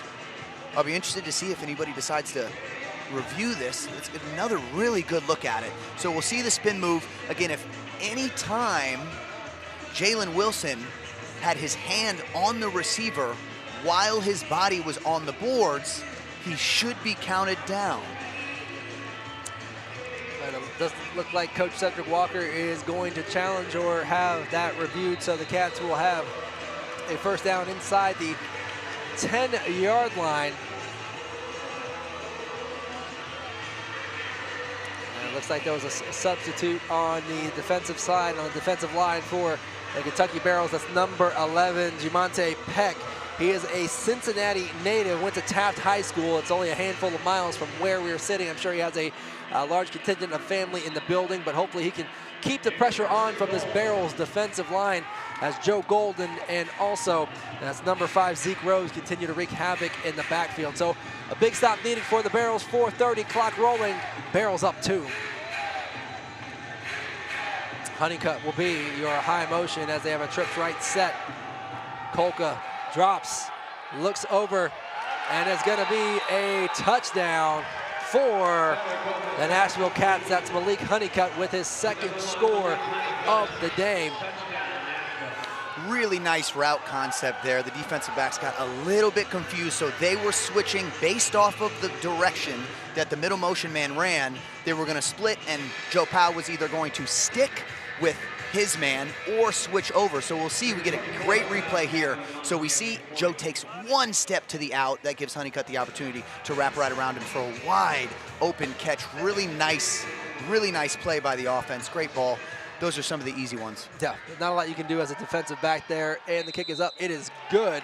So that's 7 points in favor of the Nashville Cats, making it 35-28 with 3 minutes and 57 seconds left in this game. And we've said it a few times, Steve, it is 6 inches, it is 12 inches that decides a pass interference, a pass breakup, an interception, and Joe just taking one step in the direction of the out gave Honeycutt the opportunity to slip right behind him. If Joe doesn't take that one step and sticks with him, it's a completely different outcome. That's what's so fun about this game. There's so much nuance. There's so little space that every step has to be intentional, whether it be the offensive player who's running the route or the defensive player playing defense and trying to cover. That one step to the outside put him in a tough position to be able to get back and make a play on that. Yeah, it's almost like he was playing center field by himself having to decide which way this guy is going to turn while he's running full speed and you're almost at a standstill. It's just tough. It's a tough situation no matter how good you are. And the offense knows exactly where they're going, and the defense has no idea where they're going. I mean, there are so many things that go into it. Really, again, I'm going to say it again, really nice play. Really good job drawing that up from the offensive coordinator. So 3:57 left. With the Cats leading right now. In 5-point game, the deuce is always live, so they could extend it to 7 with a really nice kick here, which he's done. But also, we've talked about these dynamic returners. Epps and Joe Powell back there. Anything can happen if they get the hands on the ball. Here comes the kick. Ball is up. And it's going to be off the net. Fumbled just a little bit, but here comes Desmond Epps, and he has space, and he has a blocker downfield. Oh my goodness gracious, out to midfield. And we need to check Sidney Houston Jr.'s 40 time. My goodness gracious, that man loves to run down the field. Yes, Esmond Epps took a hard fall right there at midfield. He's holding that right arm. Hopefully just a little bit of a shakeup, but let's check the return once again as he takes off. Ladies and gentlemen, watch number 8 at the top of your screen. We zoomed in so you can't see him, but there he goes. Watch number 8 is continuing through the play all the way down. So here come the Barrels down by 5 points. Need to score here. No room for field goals or anything like that as Shiloh Flanagan comes close as the receiver. Darius Prince, your high motion on the left side. Spencer looking downfield, gonna need to scramble, gonna get loose. He's gonna gain yards, about 2 on the play. Clock is gonna keep rolling, but that's gonna be a, not a sack, but the coverage very good where he couldn't find anybody. Yeah, you had Prince go in the corner. It looks like he took 2. Flanagan was sitting down here wide open. Shea just had no time to be able to find it. So, Colin, how much do you play the game of let the clock bleed versus making sure you get in the end zone quickly? Because I imagine there's a balancing act, but points are needed here. Yeah, you're absolutely right. I don't think here at 2:50 you're super concerned about the time because 2:50 is a ton of football left. Spencer looking to the right side, almost picked off. Ooh, dangerous pass off the right side looking for Darius Prince. It's incomplete, but some fans got a visit from a player over there on the left side. Head on a swivel. Yeah, and we've talked about it a few times. It looks like both offenses, especially the Barrels offense, love that short side sail route. So you're going to see Prince here go to the short side. It's a really tough angle for the receiver to come out at, especially when the DB's sitting high and can make that beeline to dive right in front of him. So lucky for the Barrels offense, that did not end up in an interception. Third down, here comes Darius Prince off the left side, trips left formation. Spencer's going to look for the ball. Is open. Prince knew he was open, knew he had the ball available to him, but the pass too far out ahead. Offensive coordinator Reggie Gray for the Barrels knew he had the right play dialed up, but it just wasn't able to be completed as 4th down comes. Yeah, and you see Prince is pretty frustrated. Nice double move. Sometimes this is written into the offense in the route concept, but sometimes it's just him. And Darius has been doing this so long that I wouldn't be surprised if that was just called a corner and he decided to dive in to the center and get his head towards the inside. It's a risky thing to do to turn your head all the way around, but Prince has had a lot of success with that today already. Okay, Jalen Marshall was in motion this time. They need this. They need yards, and they get them. That is a 1st down for the Barrels as Jalen Marshall fights for more yards. Oh my goodness gracious. He threw the hit stick in front of him, ran through the tackle, somersaulted into the end zone for 6 yards, and the crowd is on their feet. One thing they love in this city is their football. The Kentucky Barrels, welcome to it. Jalen Marshall saying, oh, they're calling him down beforehand, but that does not excuse the play he made to get in. You're absolutely right. We figured they would have blown it dead as soon as he was pushed up against the wall, but you see 6 foot, 200 pounds in pads, even heavier, just putting his head down, not running like most receivers do, putting his head down and running through a tackle and a nice little cherry on top to get himself into the end zone. You were talking about it earlier with the boards there. He did have his hand on the wall as he was touched, but it almost feels like that would have been called down earlier when we were talking about that.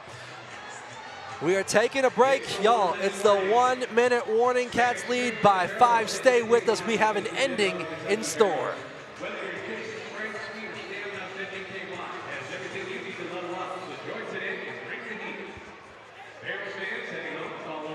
Ouch.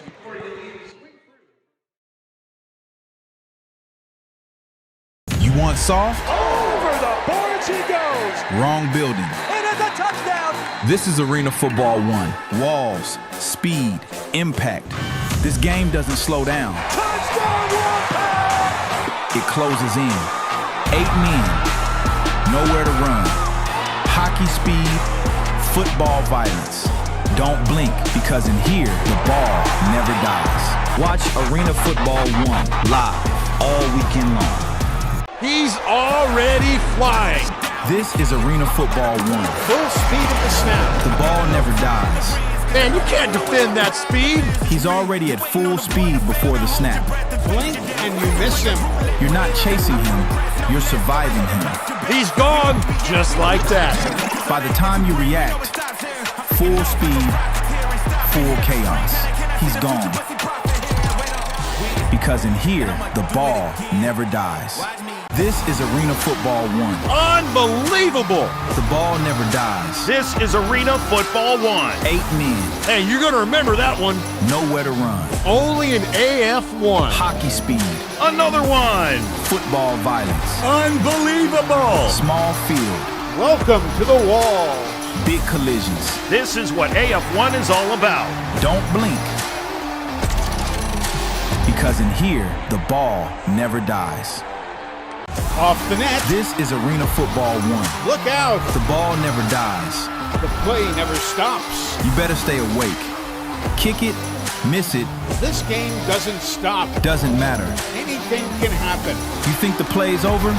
He's got a chance off the rebound. It's not. Chaos. Off the net. Here we go again. Right back at you. Because in here, the ball never dies.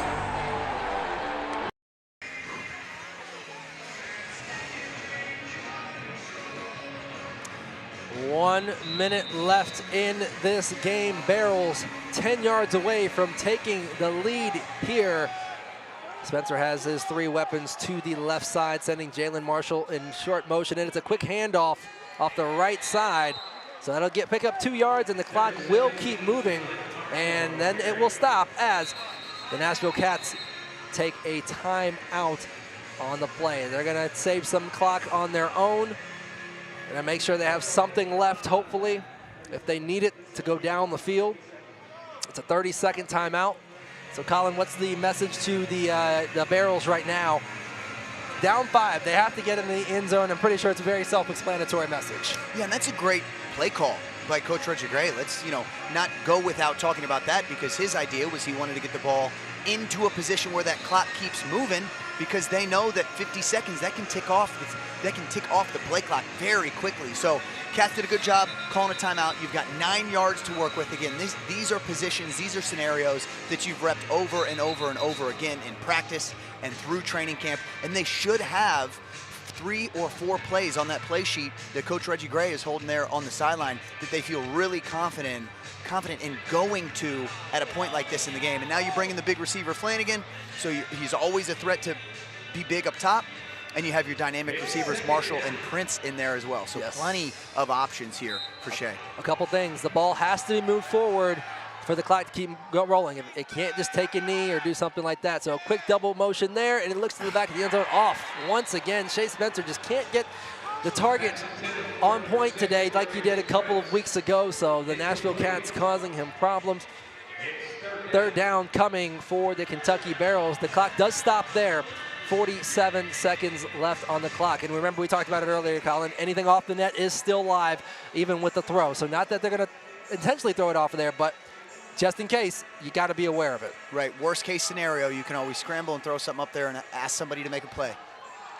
Jalen Marshall will be your high motion off the left side. There he goes. Spencer looking to his left, back to the right. He throws a toss-up. It's almost like we were talking about that. You almost manifested that one. Steven, you almost manifested that one. So that's exactly what you want to see Jalen Marshall when he's going in motion. He saw the corner who was over the top of the inside man pressed, so he knew he had all that room to be able to work over the top. We're going to see a nice little replay here. So you see how much room he's got to go to either corner. If he can just stay away from that contact, he can get himself open. But he's big, he's strong, he probably wants the contact. He needs to learn that he can slip those either way, to the right, to the post, or to the left on the out. And it's generally much more successful by doing that. You just got to try your best to keep the hands of the defensive back off of you as a wide receiver. Okay, so we had a quick timeout on the field, and we're getting our teams back out there. This is 4th down. This is, you can almost call it the game because it would be a turnover for the Barrels, but then the Barrels defense has played well, so it's not totally out of reach just yet. But best play call needs to happen here, because this is 4th and goal. Barrels need to get into the end zone, less a penalty. Here comes possibly the game. Wide splits to the left side as Darius Prince comes short motion. Ball snap, ball is up, and nobody was home, but we do have a flag in the back of the end zone. The ball went somewhere completely different, but the official said we have a penalty. Yeah, and it looks like even the Barrels offensive coordinator's fired up. Okay. So that's an automatic 1st down. Reggie Gray, the offensive coordinator for the Barrels, he saw something, or Spencer did something that he was not supposed to do, because the ball was supposed to go, I'm guessing, to the middle of the field. This route here. Yep, it was a confusion. Spencer expected the corner. Prince went to the post, and there was just a miscommunication, but luckily for them, they got the defensive pass interference. Yeah, and I understand why Arbette's over here, head coach for the Cats. Coach Arbette is frustrated because he didn't believe that was a catchable ball. And that's something that they're going to go back and review later after this game ends, but we got to move on to the next play here. So 38 seconds now, ball on the 2-yard line. It is a sneak, and they're going to push him forward, and they're going to blow the play. They're calling him short at the 1-yard line, so the clock will keep moving as we look like we have a Barrel player down. No, he's getting up, but they blow the clock.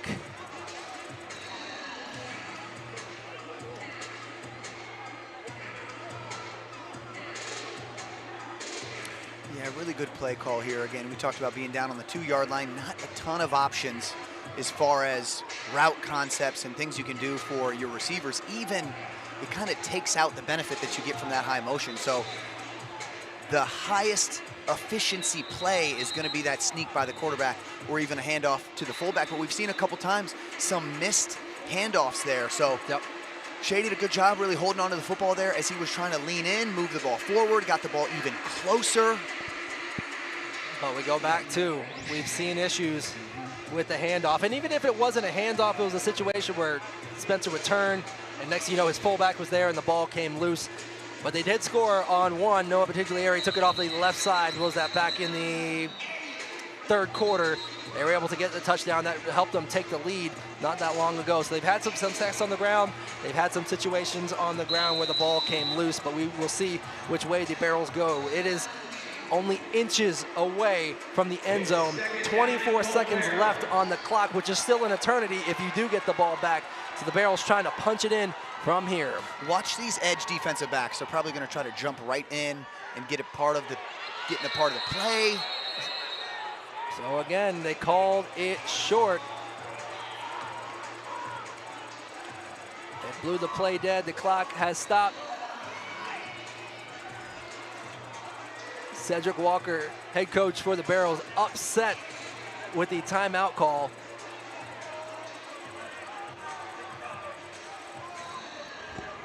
I'm not sure there, Steve. It did look like Spencer was running off towards the offensive coordinator, Coach Reggie Gray, calling a timeout, and it looked like Coach Gray didn't want him to call that timeout. So let's see what comes from this. So now they're trying to sort this all out. You look at the replay also. I mean, from this angle, it does look like Spencer was very close to that line of scrimmage. That goal line. Maybe it looks like there might be a situation where somebody said timeout and they assumed that it might have been a Barrels player or coach calling the timeout. But now the clock is stopped with 19 seconds left, and it was rolling. You get back to the line, maybe you snap it with a couple seconds left on the clock. But now the clock is stopped as the play is sorted out. And let's listen to the official here. Yeah, Coach Walker is not happy. Okay, so but you got to put that out of your mind and move on to the next play. So as we get a hard reset, this has been a back and forth game all day long. The Barrels got out to a 7-0 lead before the Nashville Cats reeled off 22 consecutive points, but then the Barrels were able to claw themselves back into it, cause a turnover, but they got 3 points off of that. Now we're in the situation where it's 36-31. Ball still on the half hash line with 19 seconds to go. Marshall in motion. They're going to push it forward, and he is short. Once again, 4th down coming. So this will be your game. Yeah, and that looked really intentional, Steve. It looked like he didn't want to score. Again, we're getting the time down to 5 seconds. Because again, if you score in this game, all you need is 1 second. I've been a part of way too many games. We played a season in 2014 where 3 separate times when the horn went off, we had less points than the opposing team. By the time that play ended, we ended up coming out with a victory. So anything can happen in this game. And that's why I like that call from Coach Reggie Gray, where he intentionally, we can even see it here on the replay, it looks like he goes up and tries to go down because he understands that we got to work a little more of that clock, because any time on the clock means that there's no guarantees for a Barrels victory, but they feel confident in having one play from the half-yard line to be able to get in. And they've been unsuccessful a few times. They've also been successful in the past a few times. So let's see what they decide to come out with.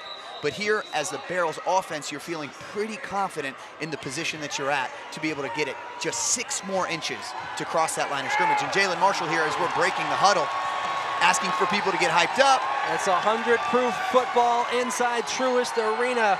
36-31, 5 seconds left. He's got a trips left formation. There's only one thing the Barrels need to do, and that's push this ball across that goal line. Don't want to rely on a review. Don't want to rely on anything else. You want to rely on that offensive line. Who wants it more? The ball is loose. Oh, wow. my God. Wow. Wow. Wow. Ladies and gentlemen, we were not in meetings leading up to this week. We have not been at meetings in training camp. I don't believe that's how the play was drawn up. They're going to talk this one over. Referee calls it a touchdown on the field, but I imagine they're going to come over and give it a look. I imagine, will this be a forward progress situation?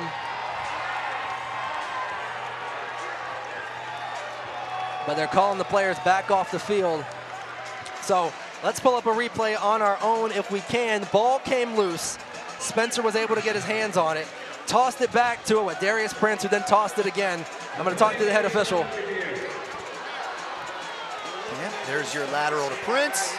Keeps his head on a swivel. Again, a veteran play. He's been around this game. He's been around football for a long time.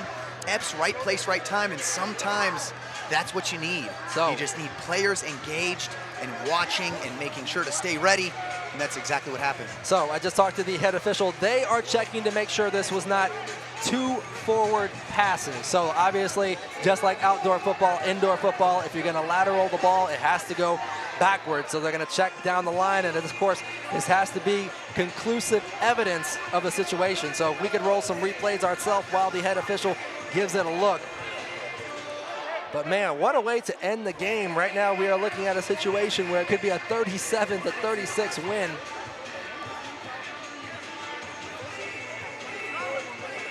So it looks like Prince is going to get it on the 4-yard line. So we're going to see where Epps is when he catches the ball. So the ball is coming forward. This is the first one. Epps being smart, stepping back. So that ball's about the 4-yard line, and Desmond Epps is going to get it at about the 5-yard line or so. Wait for it, wait for it, wait for it.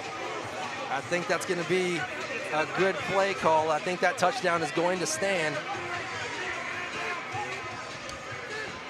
Yeah, and coaches are looking over at us for confirmation. We feel pretty confident about this play. Just waiting for the officials to make the call. And you can see it here if you're watching at home. Really good look.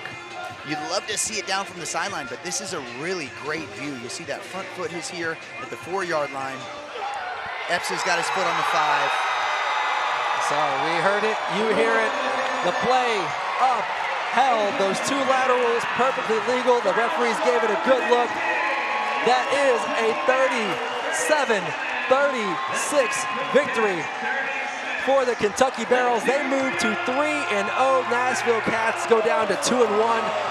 You have to imagine these 2 teams are probably going to see each other again. Oh man, we got some jarring on the field right now. Hopefully we can get everybody calmed down off the field. We don't want anything extra happening. It's 4 quarters of hitting each other, but we got to just keep it chill, keep it calm. The clock went off. The game's over. And Steven, I don't see either of these teams getting any worse after this game. I mean, these guys are going to see each other again. If you're Albany and you're watching from home, there are a lot of notes to take because there were some good things that both teams did. There were some bad things that both teams did. So both coaches, I imagine, are going to want to go back to the film room and figure out exactly what they need to do. Nashville to be able to flip the outcome next time. Kentucky to be able to do exactly what they did, but maybe a little easier, score a few more points.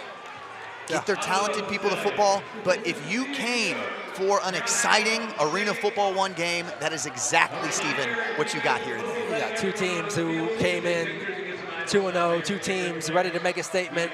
Nashville trying to stay on top of the league. But ladies and gentlemen, I forgot to mention, this is a rivalry game. This is a rivalry game, the Rick House rivalry. Tennessee known for their whiskey, Kentucky known for their bourbon, and the Barrel is going to stay here in Kentucky for the first round of this rivalry game, so shout out to them. We're going to try to get Coach Walker, as we always do, after a win to talk to him about what his team did well, what his team needs to improve on. But even after they had an 80-point win, or an 80-point score 2 weeks ago, Jalen Marshall, hell of a game. Great job out there. They getting the victory. Actually, I'm trying to see where Coach Cedric even went right now. Did he go running off?